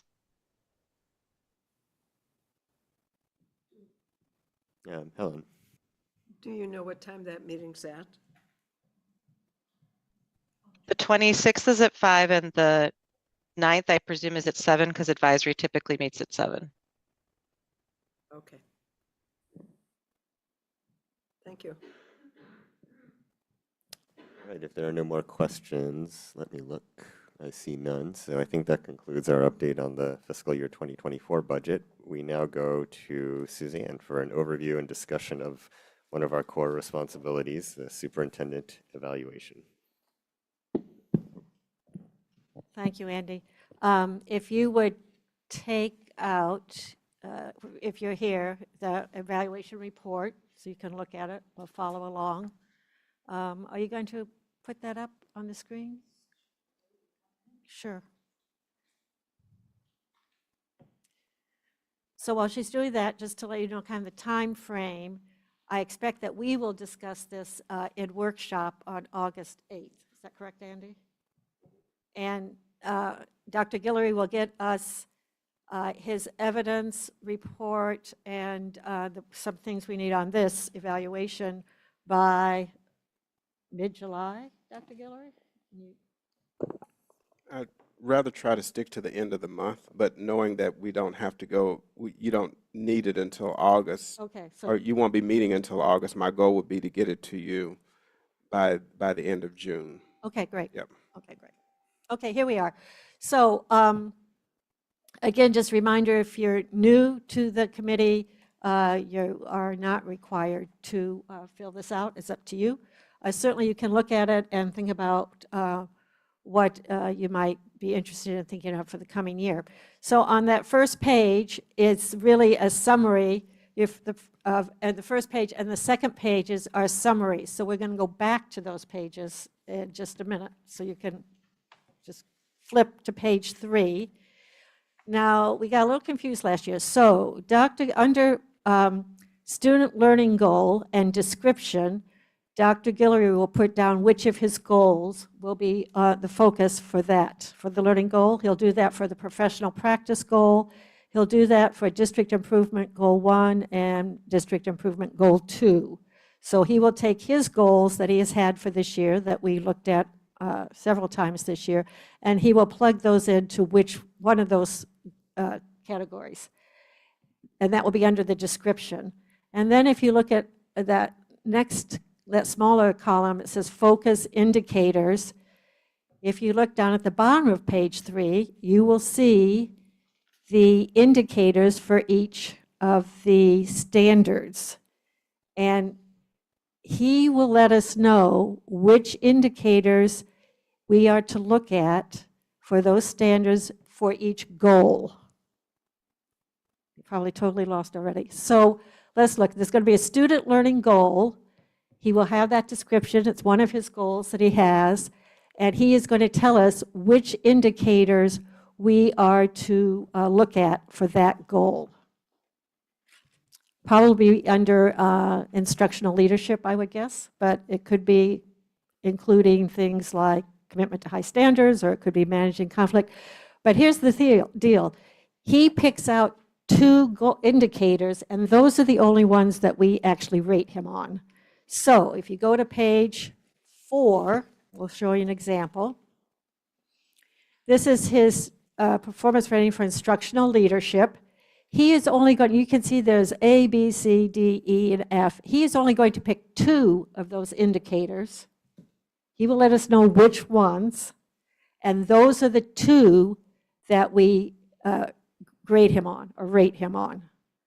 So you're going to look at what it says. You're going to look at his evidence that he's providing us.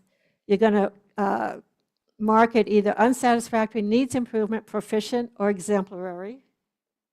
And then you can make comments in the comments section. Usually, I just take evidence straight from his report that he gives us, his narrative, and that's what I plug in there. Suzanne, can I ask a question? Sure. Go right Thank ahead, you. Mariah. So just for the example here, Linus chooses 1A and 1B. And Okay. so those are the ones that we have to score, and those Yep. would be the ones that would determine an overall rating. But is there any problem with us also scoring other things and commenting more broadly? Yes, there is a problem with that because he is telling us which indicators we are to look at, and he's giving us evidence for those indicators. Now, what you could do is you could say, maybe down in the narrative, not grading or rating those, but you could say, you know, I'm interested in looking at assessment maybe for next year, and maybe make a comment about that, but that would not be in his ratings. But even like if there are sort of positive things, like again, he wants us to do 1A and 1B, but there's something great I want to call out on 1C. I can't say anything about this other great thing that I'm seeing. I have to limit it to the 2. You can put some comments down, and you could Yeah. say, and I also would like to say he did a great job with evaluation or student learning, and put some evidence there, but that's not what we'll be voting on as we rate him Right. on this evaluation.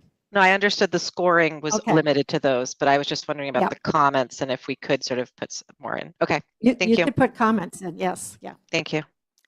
Okay. And so then, after you've done all of those 4 standards, this page 4, 5, 6, so how will we go? 7. Then you're going to take that information and you're going to put it on your first 2 pages. So you're going to see we have the goals, and he's told us on page 3 what the goals are under description, and you're going to give him a rating for that, for each of the goals. Well, not each of the goals that are in those 3 areas. And then you're going to go down to step 2, and you see standards 1, 2, 3, and 4, and you're going to give him an overall rating for each of those standards. Should be based on your indicators. I mean, if you had exceeded on your 2 indicators, and then you put down that for that standard, you're giving him a needs improvement, that would be inconsistent. Okay? And then you go to page 2, and you give him an overall summative performance based on steps 1 and step 2 ratings, and you give him an overall unsat, needs improvement, proficient, or exemplary, and you can add any comments you want. And then you send all of this to Andy, and Andy's going to pull it together, and we will discuss at the workshop on August 8th. If you don't panic, it's not really as hard as it looks.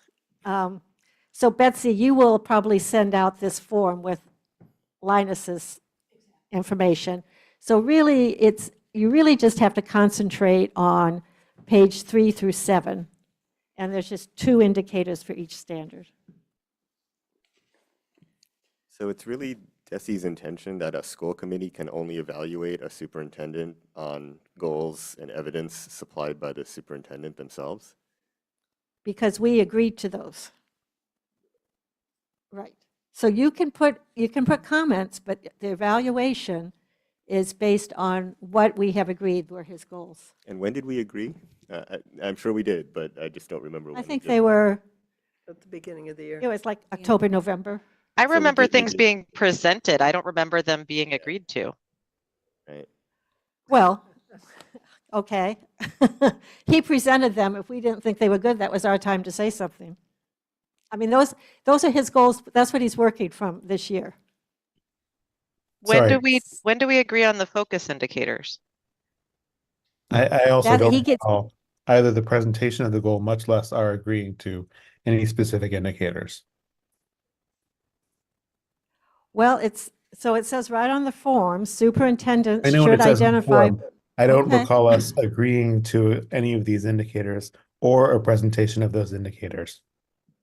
Yeah, we haven't done the indicators yet because Dr. Guillory has not selected those yet. Right. So Andy? what does it mean to say that we're going to agree on the indicators? So we're agreeing on the indicators in the future, or we've already agreed to them?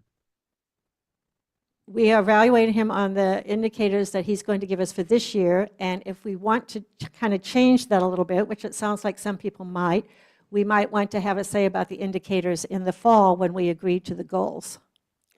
Carolyn? I'm mainly taking a backseat on this. Thank you, Andy, because I will not be doing this. But I was looking at last year's, just out of curiosity, because it was mentioned previously, and I happen to have open on my desktop a presentation. It's been open for a while, so I don't remember where I found it, but it does say Superintendent's Mid-Year Goals Update. It's dated 3/7/24. So I don't, if that helps orient you. Thank you. at all. Thank you. Yeah, we did mid-year. I'm not sure March was That was a mid-year, yeah. presentation of progress to date, and that wasn't a presentation of anything about goals. Because I remember a question they asked at that time relating to how does that relate to the goals specifically? I'm sorry, I can't read it from here. What, it just says what? Read it, if you would, Carolyn. I'm sorry. Sure. It says Superintendent's Mid-Year Goals Update. It's dated 3/7/24. Yeah, those, And it's a slide deck. yeah. We've definitely had them presented to us, both early in the year and the mid-year. I don't, maybe Stephen wasn't there that day. However, I never understood that there was any sort of approval that we, by seeing the presentation, that we were essentially agreeing with them. I understood that they were Linus's goals that he had set for himself. So I'm not saying anyone did anything like that. I just think that maybe next year when we go through the goal setting, if there is an expectation that by hearing the presentation, we are explicitly agreeing to them, then maybe we need to have a step there where we actually agree to them. Yeah, No, I think okay. we can set it up differently next year so that we maybe take a more active role in the goal setting. And we now know that that has to occur in the fall. Are there any other questions on this form? Yes. Stephen? For the last 2 years, we've talked about setting up the process differently so that the school committee would have a greater say in its ability to evaluate the superintendent. I say this with no intention of poorly evaluating our superintendent, but we are not succeeding at changing our process. It doesn't seem to me that we have had any ability to change our process so that we have actually been able to evaluate the superintendent according to what the school committee thinks is successful. I don't think the way we're setting it up right now will allow us to do so either, and I think we should be able to do so.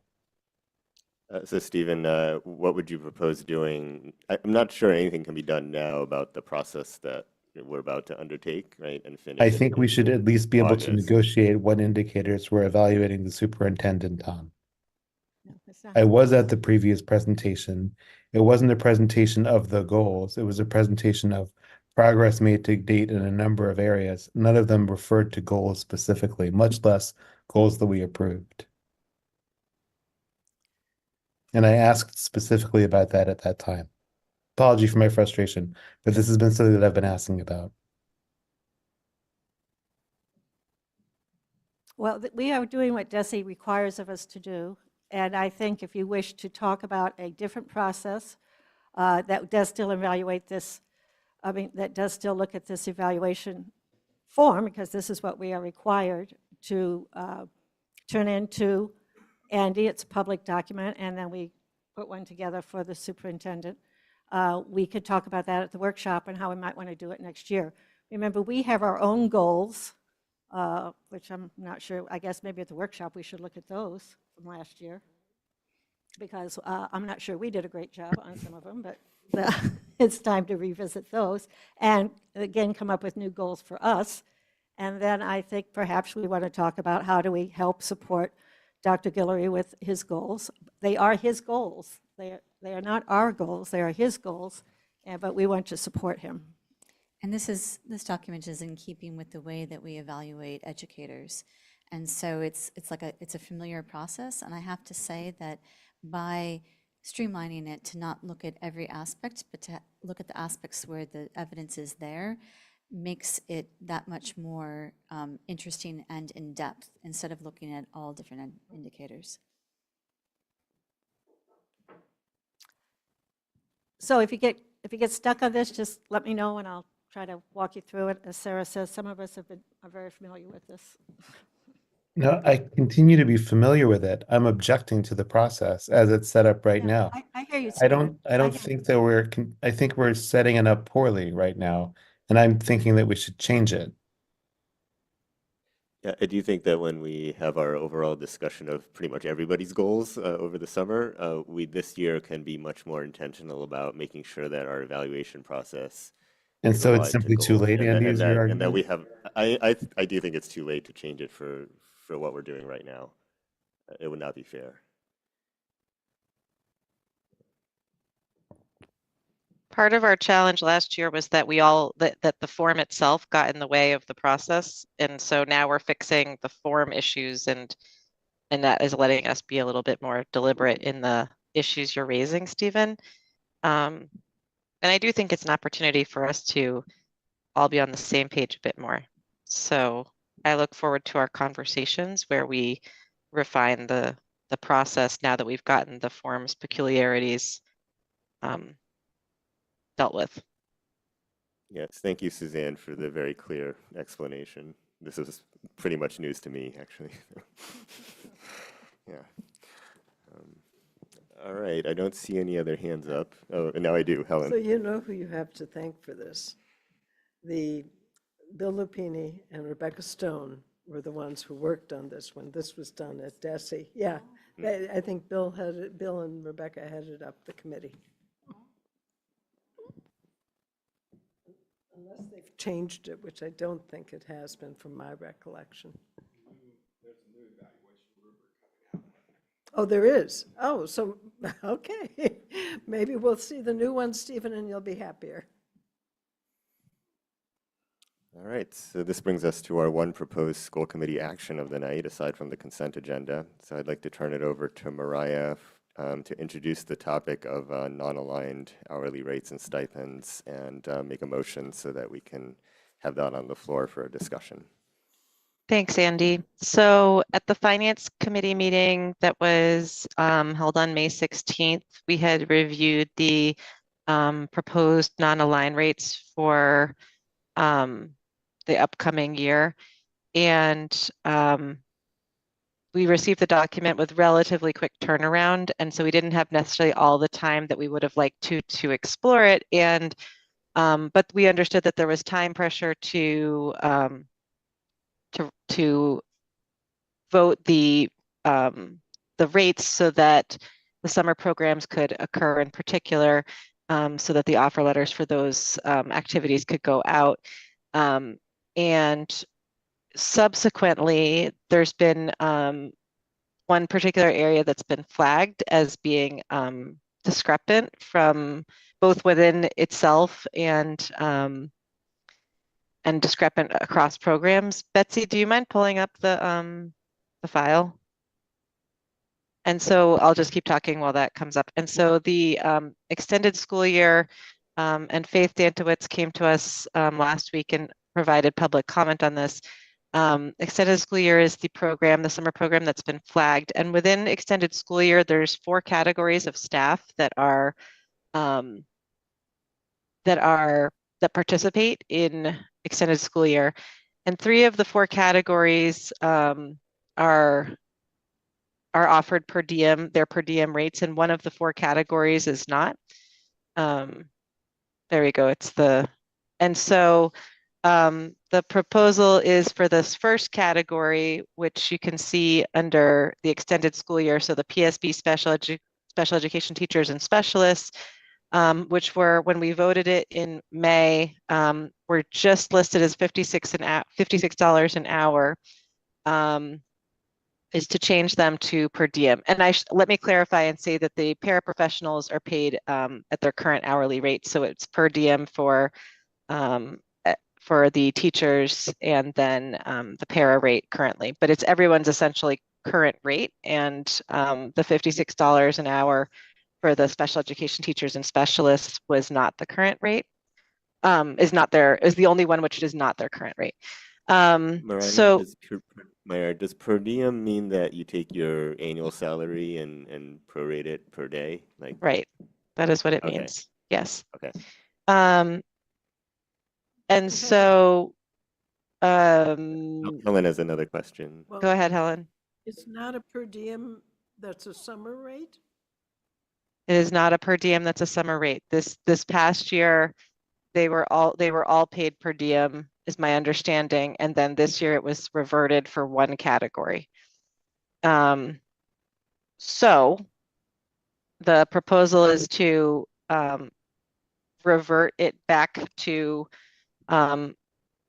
parity across the categories of PSB employees participating, so that special education teachers that you see in that top category are treated the same as the special education teachers who are in the specialized programs that are in the last category, and are treated the same as the nurses that are in the second category there. So that's one of the two modifications. And then the second one is there have been some questions raised about parity of coordinator stipends across the summer programs. And so I reached out to Deputy Superintendent Lisa O'Connell and asked about that. And she recommended an increase from the current $7,500 that was in the prior version we budgeted to $8,800 for each ESY coordinator. And as we said in our prior time that we looked at this, because many of us looked at sort of broader questions of what was, we just didn't quite understand why some categories were getting X pay scale and others were getting Y pay scale. And the ANF office has already committed to looking at this more broadly for next year to make sure that we are having equity across programs. And so this would be the change for this upcoming summer would be 8,800 with, again, the broader intent to look at equity across programming for the following year. So other than that, you can see those are the primary changes. There was just a little bit of like word cleanup, like spelling out extended school year, removing the word nursing there. I think I moved where there's only one category there. It says paid from revolving. I just moved it up to the top. So it's minor little cleanups of the document. But the motion that I'm going to make is to accept the revised document that you see in front of you. Again, and the primary changes are per diem for the special education teachers and increasing the ESY coordinator stipend from 7,500 to 8,800. I have a second that. question. Is there a second to Mariah's I second motion? it. Thanks, I have Stephen. oh, sorry. Yep, go We ahead, Carolyn. Do we discuss after the motion? We can Okay, discuss now that sorry. it's been made and seconded, yeah. Sorry. Thank you, Mariah. And I know you've been working on this. I guess I still want to understand a little better where I'm looking at BHS Summer School Director, 12,500, Star Academy,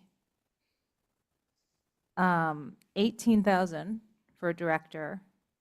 And I'm guessing that the ESY coordinator, the word is coordinator, but I'm guessing that's somewhat like a director. The difference is so huge that it makes me really uncomfortable. And I took Faith's concerns to heart. I don't want to sort of point to one particular community member who isn't staff, but obviously Faith is a really involved person.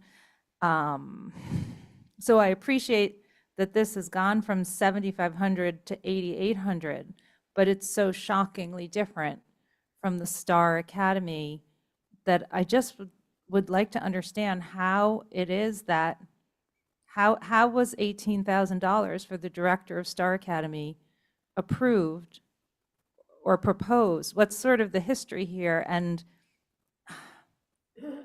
while I really appreciate the work, it makes me really uncomfortable to see the differences in these numbers. You can make an amendment to the motion to increase it if you would like to. Helen? Sort of to follow up on what you're saying, I think we need to understand what the role is of all of these people. I'm assuming when you have 3 coordinators, there's less work than if you have 1 director. I'm not sure. I don't know that for a fact. I think I'm not. Helen, can I make one Sure, comment can't. about that? Yeah, sure. I think you're absolutely right. And I think that as I've been talking about this with people this week, there's multiple dimensions of the role, these roles that we're talking about. So just to give a little bit more color to that, how many weeks is the program? How many staff and students is each person overseeing?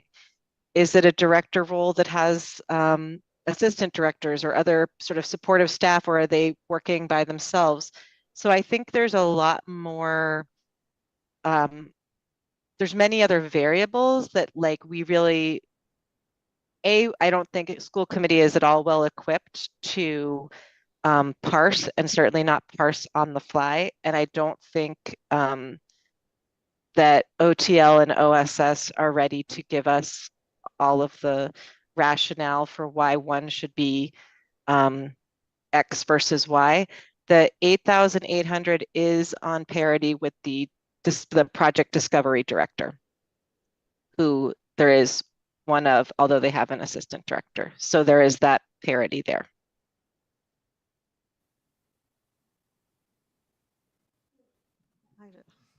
Carolyn or Helen, do you want to continue this? No, I just want to ask for next year to have a better understanding so that we know why there are differences and if there needs to be adjustments to do them. And I guess I do have. I believe that is an ongoing effort in Yes, to get it. that was already the plan Yes. before this came up. Yes. That's wonderful.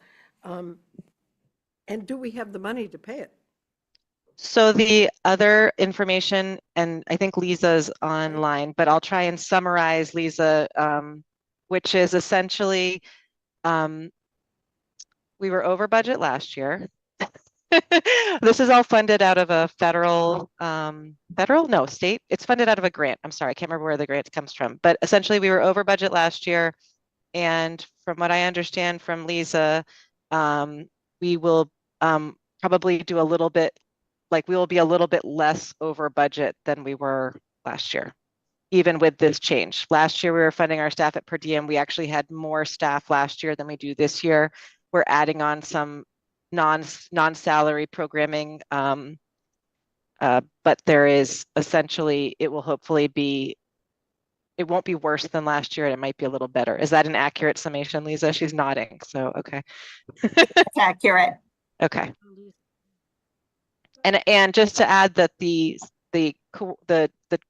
obviously the bulk of the cost here that we're talking about is the per diem for the staff. The ESY coordinator change is a much smaller magnitude of impact. So we're spending money we don't have. We're spending money that is not in the grant. I would differentiate between those two things. And where will the difference come from? That I do not have the answer to. I don't know where it came from last year, except the operating budget. Is that correct, Linus and Lisa? Well, we're going for a budget transfer this year, remember? I do. I saw Lisa raise her hand. I'm sorry.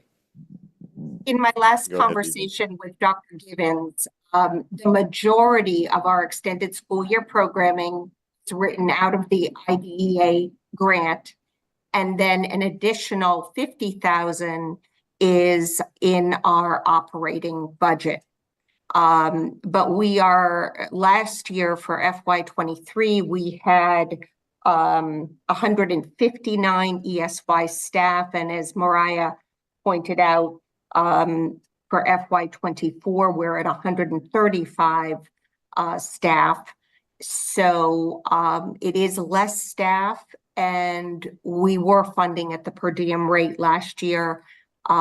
So I'm not the finance manager, and I would defer to my A&F colleagues, but we'll be looking at that closely next week. But I think it will come out.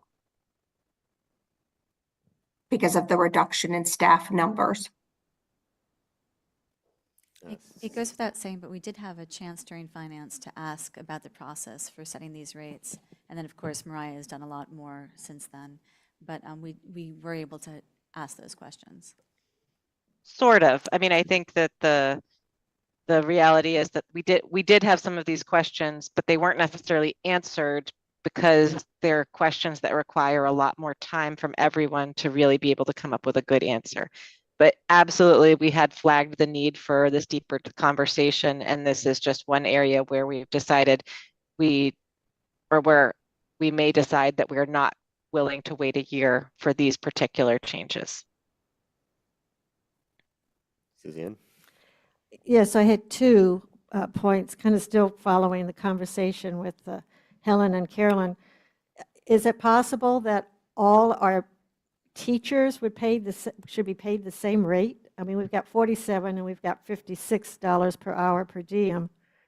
Should they not all be paid the same if they give it an hour teaching? I don't Well, or understand beyond that, should they all, I mean, there's lots of questions here, right? Should they all be paid on per diems? What is the decision about 47? Why 47 versus 56? To me, there's lots of questions here.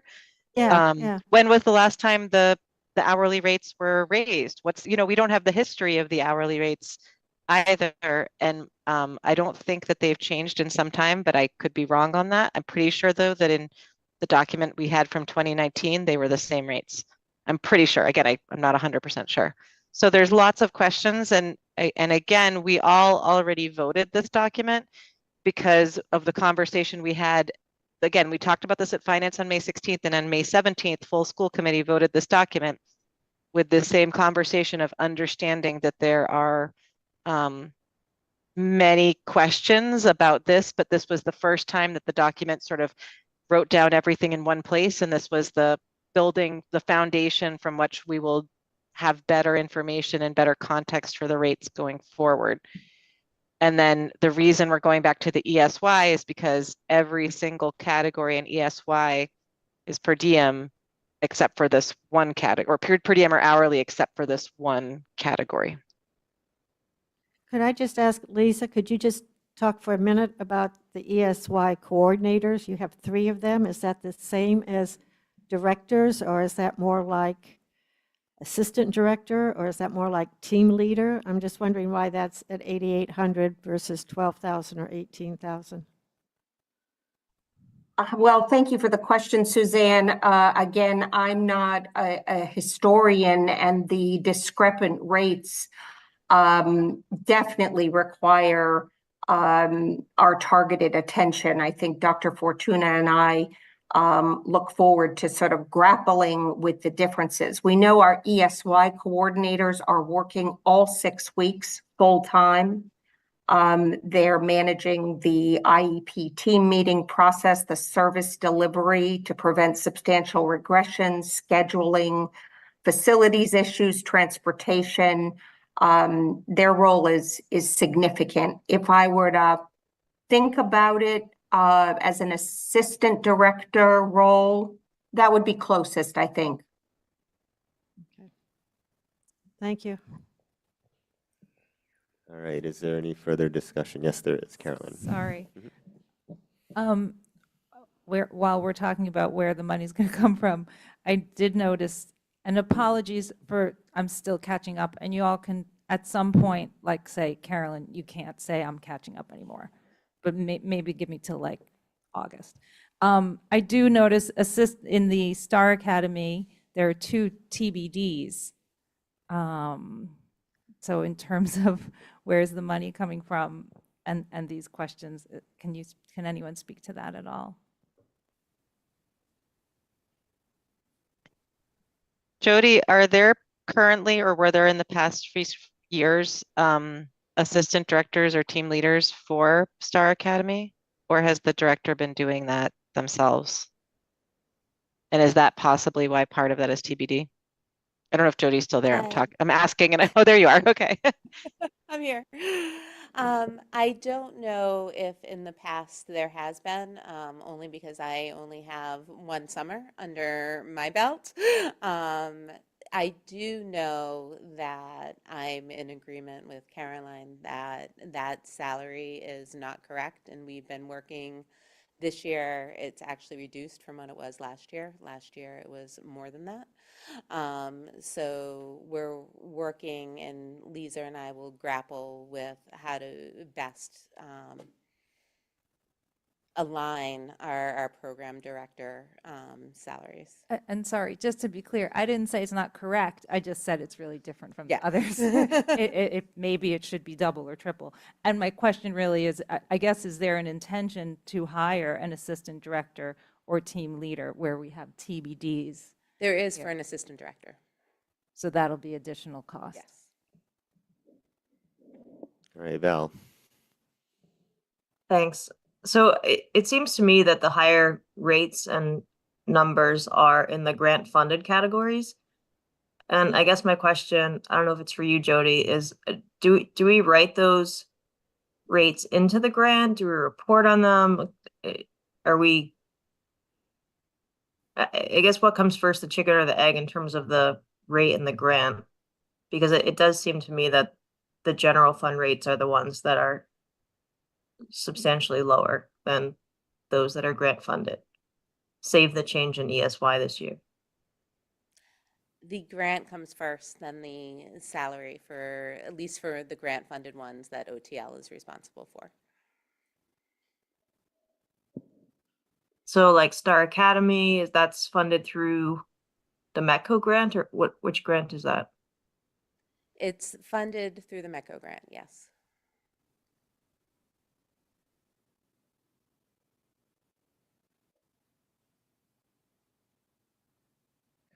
All right, any further questions or comments before we go to a vote on Mariah's motion?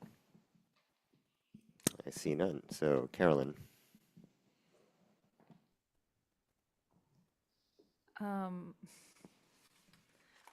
So can you repeat the motion? Mariah, do you want to restate your motion? Sure, the motion is to accept the document that has been presented tonight. Yes. Sarah, Yes? Suzanne, Abstain. Helen, Yes. Mariah, Yes. Stephen, Yes. Val, Yes. and I vote yes as well. All right, so we've now taken our one action of the night, and we move on to subcommittee and liaison reports. Helen, capital improvements. Okay, so a couple things. Building Commission met last night and discussed both the Pierce project, the Driscoll project, which we'll give you some updates on, Val and I, but the high school, just so people are aware, there's, a little while ago, they found some leakage in the basement in the old part of the school built in 1930 that hadn't been touched really, but there had been some,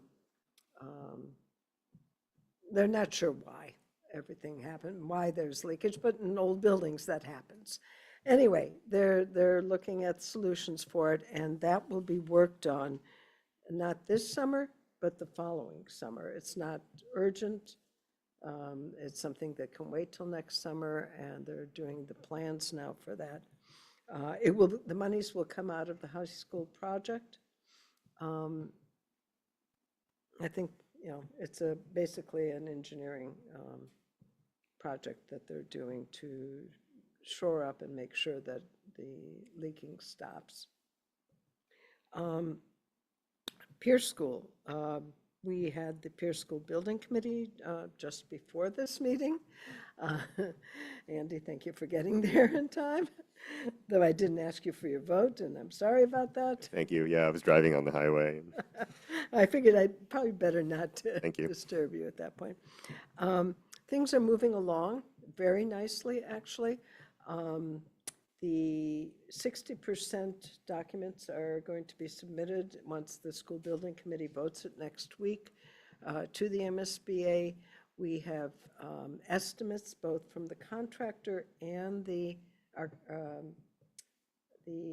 architect's estimator that have been reconciled and come in at 100,000, a little more than 100,000. I can't remember the exact amount, underneath budget for the project, so we're pleased with that. We're hoping that it may come in even more once we do go out to bid. But that, first there'll be 90% estimates and reconciliation, and then it would go out to bid. They're estimating it'll go out to bid in sometime late fall, early winter.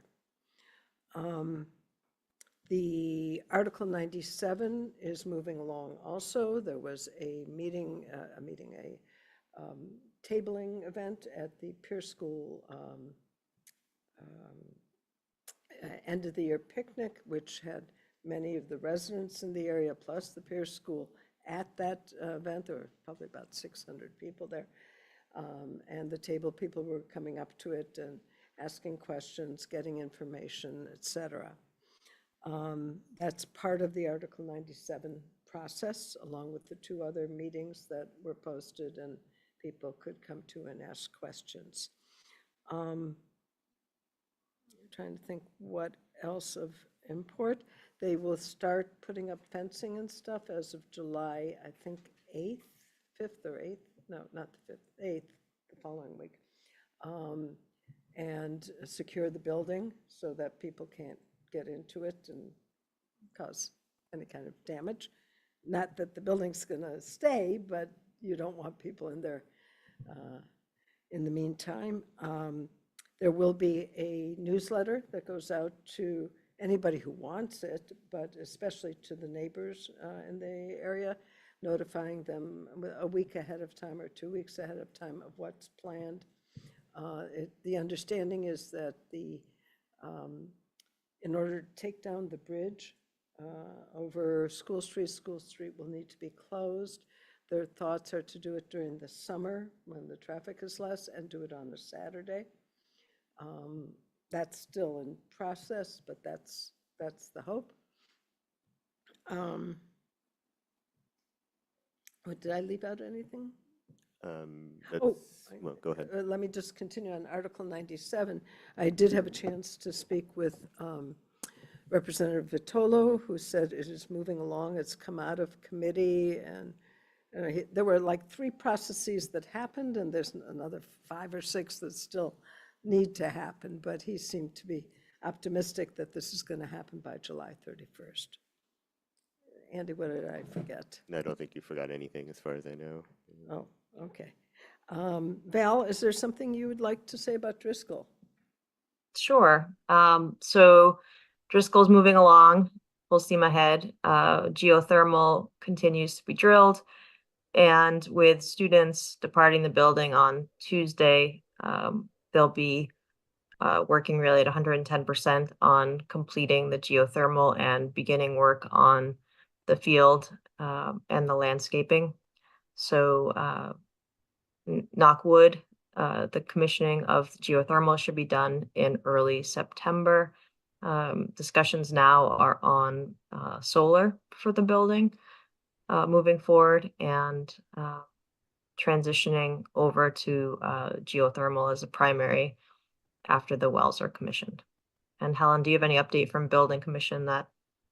Yeah, wanna so share? the Gilbane was saying that September 19th was their substantial completion date. Correct. And that they had all the wells drilled already, but 4, I think, that still 4. needed to, Yeah. 4.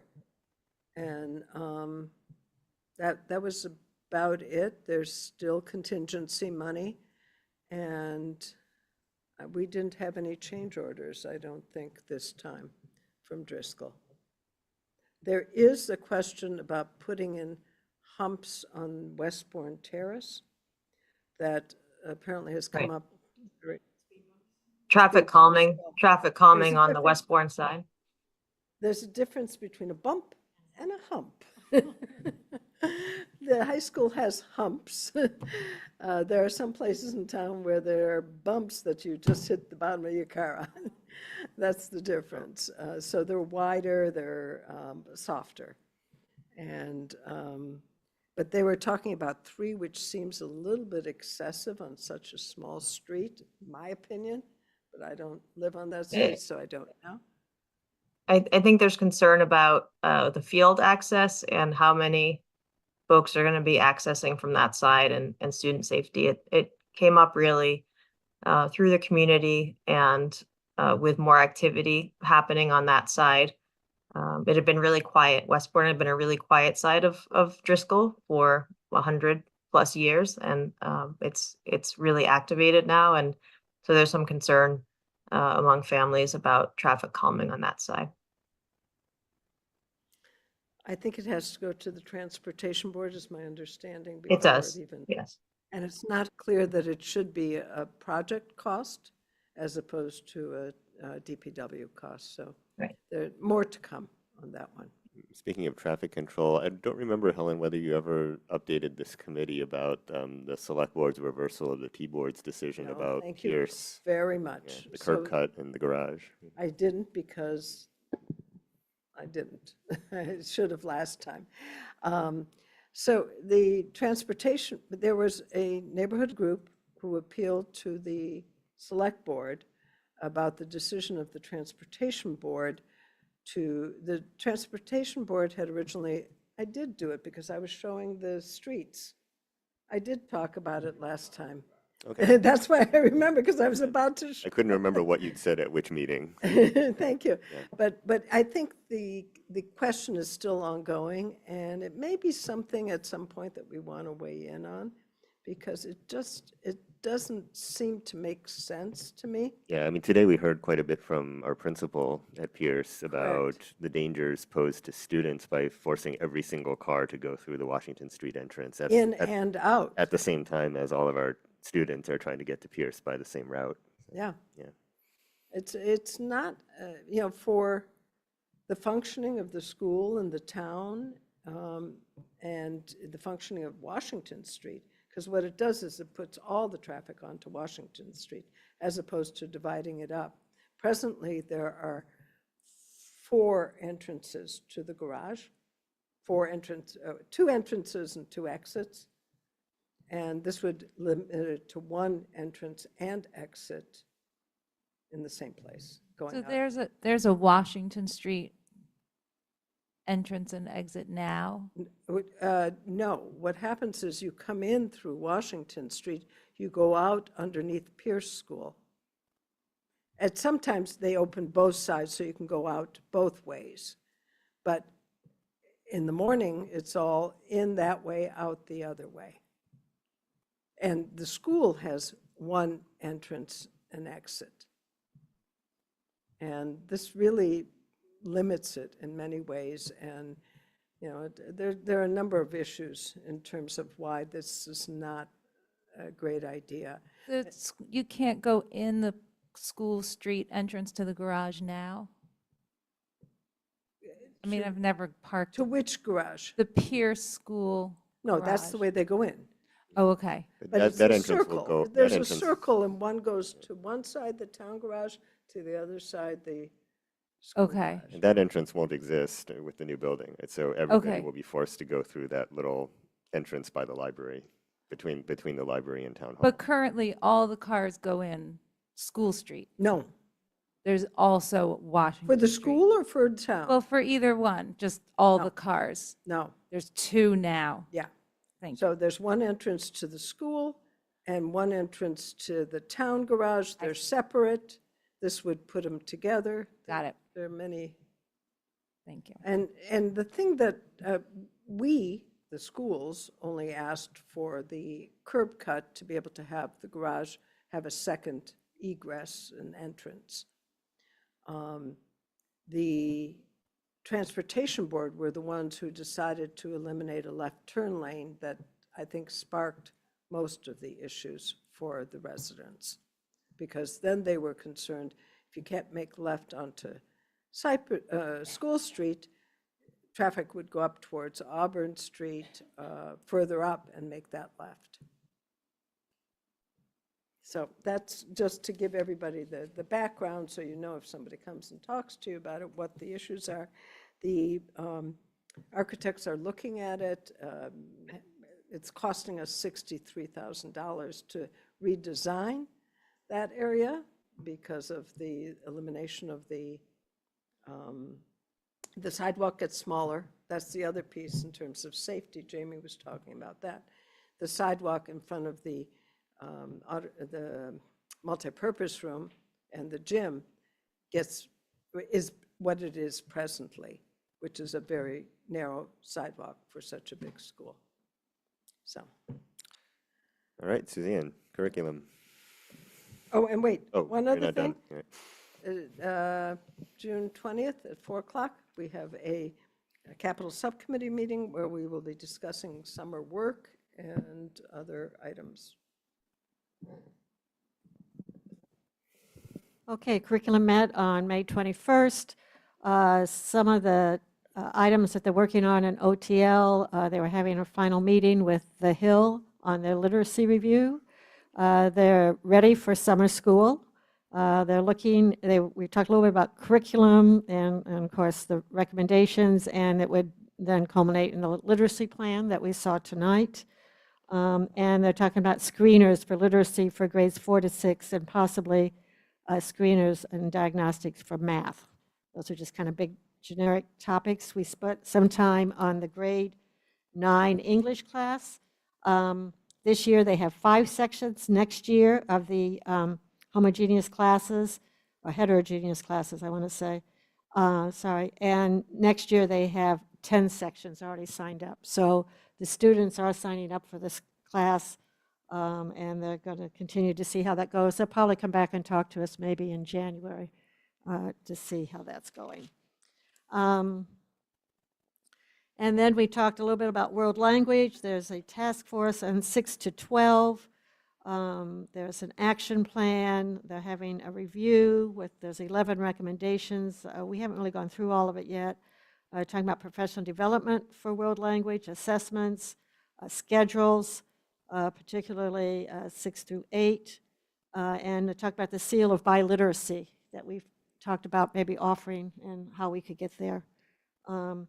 Their priorities in world language is to think about thematic units. Next year, the next 9 years, they want to develop 4 backwards designed units for each grade level. It's taken them a long time. They're taking it slowly. I'm sure they'll get it right. Can you repeat that last thing again, Suzanne? Backward design. Sure. Sorry, thank you. Yeah, so they want thematic units. They want to design, over the next 9 years, they want to develop 4 going backwards, like what do we want at the end, and then you go forward to see how you're going to teach it, how you design it for each grade level, and they're going to do 2 units per year. It's going to take them a while. I'm not sure why it's going to take so long, but maybe once they get 1 or 2 under their belt, they'll move a little faster. I don't know. Excuse me, and they talked about PD for world language scheduling. Again, we talked about having world language teachers possibly having common planning time, looking at their duties and their workload. I think we heard that tonight from our public comment. And also the role of world language teachers and their importance. Looking to see, could grade 6 go to 5 times a week, viewed more as a specialist and or more of a core language. And then doing some differentiation. Again, keeping in mind that some of our students come in already bilingual, but they want to improve that, and knowing that students will be at different levels as they come up through the grades. So that was our conversation on the 21st. We are not having a meeting in June. No. So thank you for everyone who was on the committee this year. It was a good year. They've done a whole lot of work in OTL, that's for sure. Helen. So I'm wondering if there was, and maybe you said it and I didn't hear it, any discussion about any data that we could get about the unleveled classes, both the social studies and did you say something and it just went by me? No, we didn't talk about specific, but we did talk about that there would be some need for, looking at data, looking at how many go into honors class the next year, who's signing up for the classes, how the teachers are feeling about it, how the students are feeling about it, how the parents are feeling about it. So there'll be some data collection as they come back to us. Okay, and they felt like they got in, because that was one of their questions. They Right, wanted to right. know Well, whether- we had Stephen with us and Sarah, and some others. And so you guys gave them, A little bit, yeah. I think they're going to come back to us some more. okay. Thank you. All right, Sarah, any updates on DEIJ? We're going to look for a date for this summer to sort of do an overview and a look forward, and then start setting the topics for the next year. Great. Finance, Mariah? So I think we've already previewed the Finance Committee's activities through end of the month, and then what will be going on possibly in early July.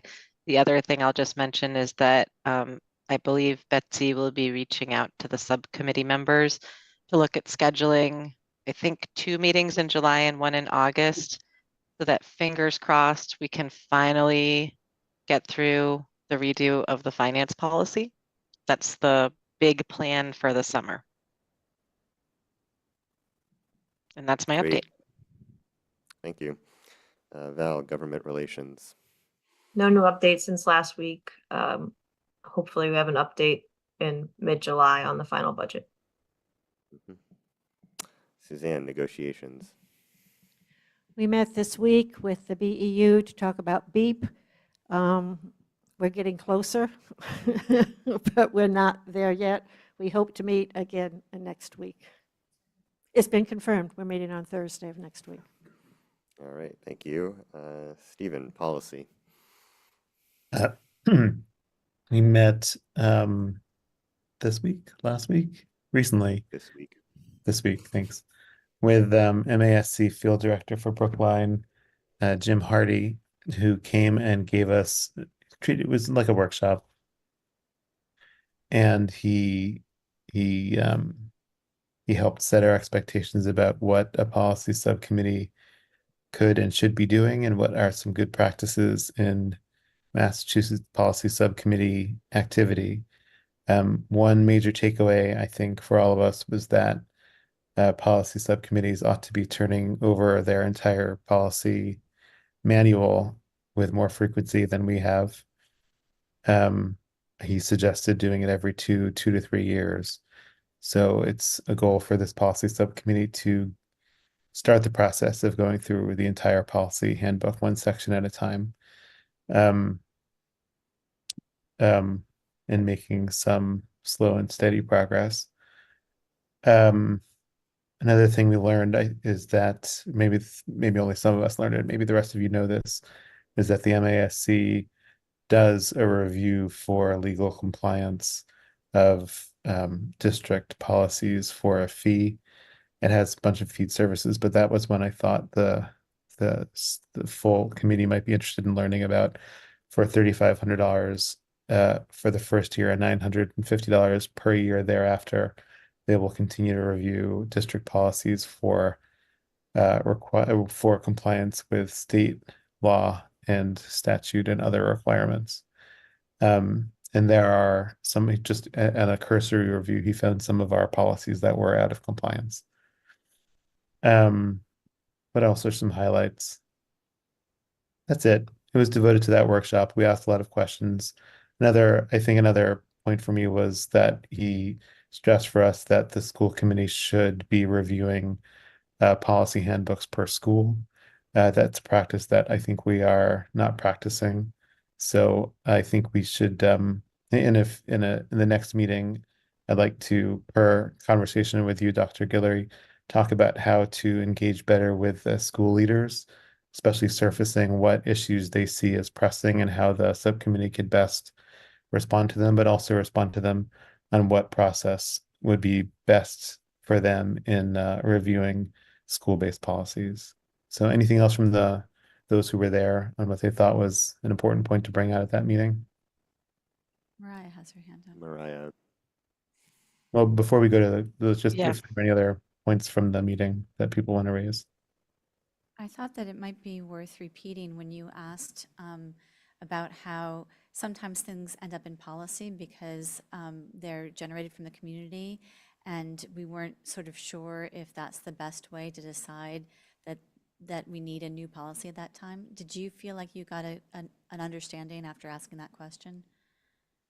So what Sarah's referring to is I was asking questions about agenda setting, and I was interested in I I had said that I felt that in the past the policy subcommittee was very responsive to community pressure for better and for worse, and I was looking to strike more of a balance between um, policies driven by community advocacy, but also policies that were responsive to school-based needs.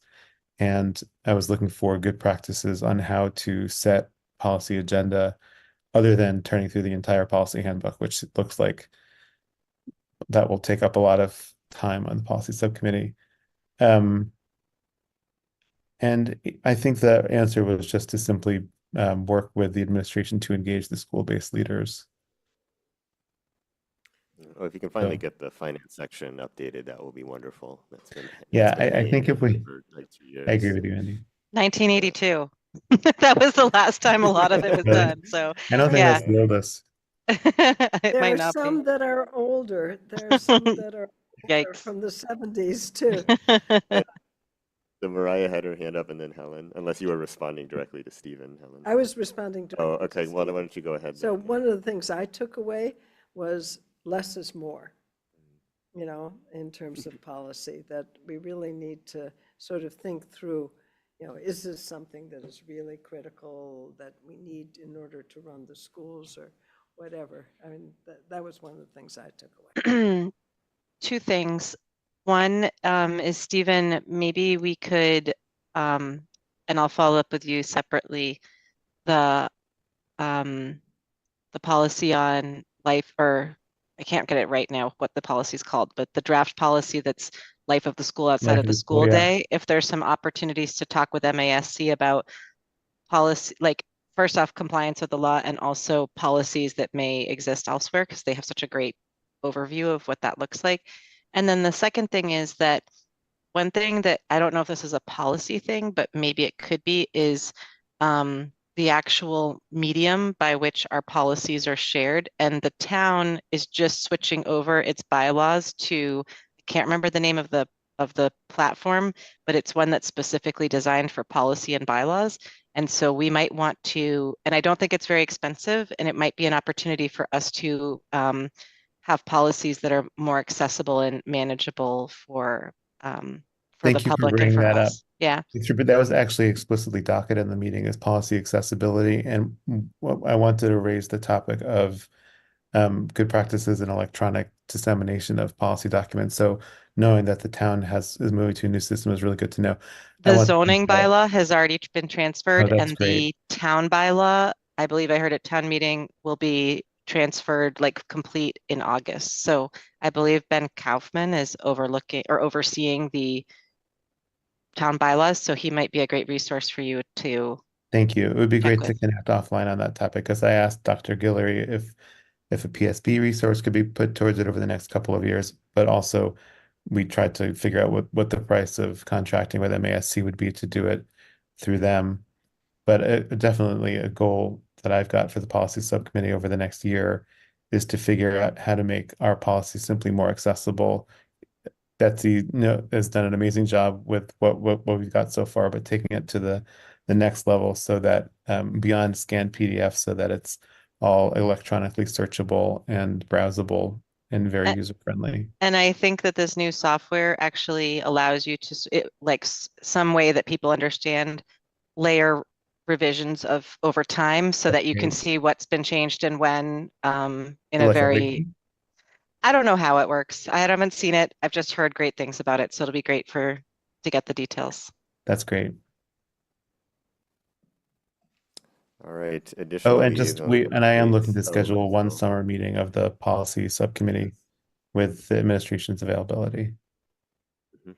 and Helen, I saw your hand up. Yes, so I forgot one piece on my, because you rushed me there. I rushed you. Me? There was a visit to the Baldwin School by the Preservation Commission to look at what has been done and what we're planning on doing. They were supposed to get back to the building commissioner within a day or two with their recommendations. And we are hopeful that they did that because we need to move staff in by the end of July. So that happened this week. I can't remember which day now. That's it. All right. Monday. It was So Monday. Thank you. I am aware that I have not yet made the updated liaison assignments since the committee Wait. turned over. I'll be doing that soon, and we'll be Andy? checking in with everyone before finalizing. Just one more subcommittee one more subcommittee update.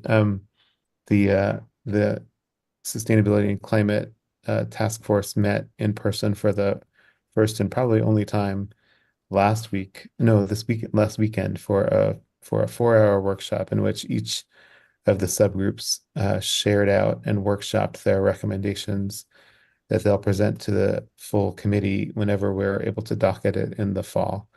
And each group has done an awful lot of work meeting with stakeholders of every kind to determine what actionable and viable recommendations might be considered by the school committee. So I'm really excited for these teams. They've really put a lot of work into it. Stephen, what will be the sort of work product of all this?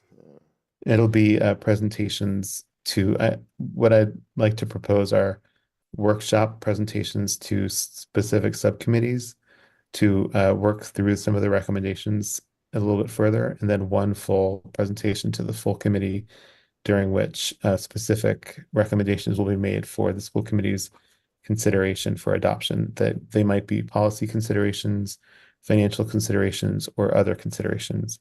But they will be made with an eye to how reasonable the actions will be, with the understanding that there are very severe constraints on our budget.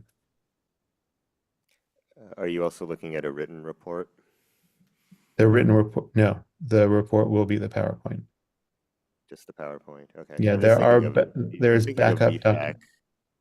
and how sort of several years on from that, sort of I think what's left is a written report that people still go back to, and so if you want to really memorialize it, that might be the way.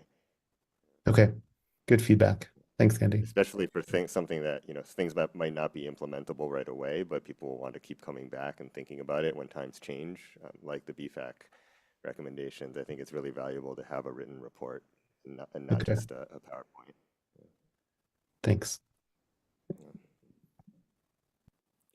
Any other liaison reports and updates? All right. Any new business? Carolyn. Thanks. So first of all, like what typically falls under new business? I've only heard one new business, which was, I think, Jesse just like talked about something last week. So like, Yeah, That's it a wasn't something great that question. ever I mean, I have it wasn't something something in that mind, ever but happened much before That's now. such a great question. Maybe Betsy knows more about this than I do. My understanding is simply that it's something that somebody wants to bring up, but hasn't really been docketed, and we don't have like a full fleshed out discussion of it at the time, Yep, but it's yep. a way of raising the topic. Okay, perfect. Betsy, is there more to be said about it? Okay. Okay. I mean, I think the way Jesse used it last time was quite appropriate. Right? Okay, then I do have something that would be, Okay. I'll follow that Go lead. ahead. Yeah. I would love to talk about community engagement kind of generally. I feel like in the past, like pre-COVID, there were sometimes like school visits, Q&As. We did Q&As during COVID, which were tough, but you guys did them. They were on Zoom. So yeah, as a longtime parent and a community member and now a school committee member and having just campaigned, so I talked to tons of people. I think there's a desire for that, and I think there's a need for that, some kind of system.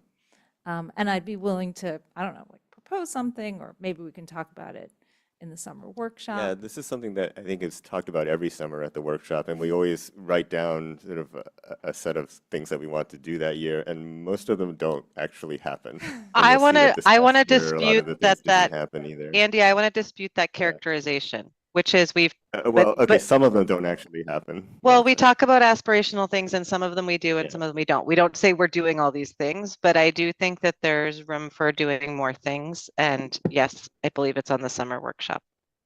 I think we made a lot of progress in communicating out, but we've made less progress in actually getting into schools and having real dialogue with people, I would say. We did go to schools this year, but again, this is a topic that's coming up. Yeah. Summer workshop. Yeah, why don't we talk about it at the summer workshop? Yeah. Is there an agenda for the workshop that is? Not yet. Oh, but, okay. we're kind of assembling things that will be part of it. Yeah, it's pretty much the same topics most years. Can I just add that I would love for people to take a look through the revised communications and engagement norms that I drafted in May, as just as a starting point before the workshop, because I tried to take what Mariah and I had drafted and Nancy had drafted, I don't know, however long ago that was, and tried to update it, because I think it at least reflects where we were last when we tried to think it through. It's linked on the email response calendar. And I think you and I were, or it's on my to-dos to actually look at it because not everyone can provide you Right. feedback outside Right. of the, Except for Val and Mariah, you can't write on it without violating open meeting law. So just Val and Mariah can comment on it directly. But if the rest of you can mull it. And one of the things that has to happen soon is to decide who's going to be on this communication Right. subgroup that we maintain. It's not an official subcommittee, but it's. Andy, I it's didn't just realize a you hadn't standing sent out group. liaisons. I thought you'd sent out liaisons at the same time you sent out committees, no? I wish I had, but I did Oh, not. No, okay. I did the subcommittees right away because that was urgent, and then the liaisons I haven't done yet. So I'll be Okay. doing that soon and checking in with everybody. Yeah. All right. Any other new business? Seeing none, we can move to our proposed executive session. So I move to meet in executive session pursuant to Mass General Laws, Chapter 30A, Section 21A, for the following purposes. Purpose 3, to discuss strategy with respect to collective bargaining with the BEU Unit A and paraprofessional unit, if an open meeting may have a detrimental effect on the bargaining and litigating position of the public body, and the chair so declares. And purpose 2, to discuss strategy with respect to negotiations with non-union personnel. Do I have a second? Second. I heard Carolyn first. All right, Carolyn. Yes. Sarah. Yes. Suzanne. Yes. Helen. Yes. Stephen. Yes. Mariah. Yes. Val. Yes. And I vote yes as well. So we will not be returning to open session. Thank you and good night. Recording stopped.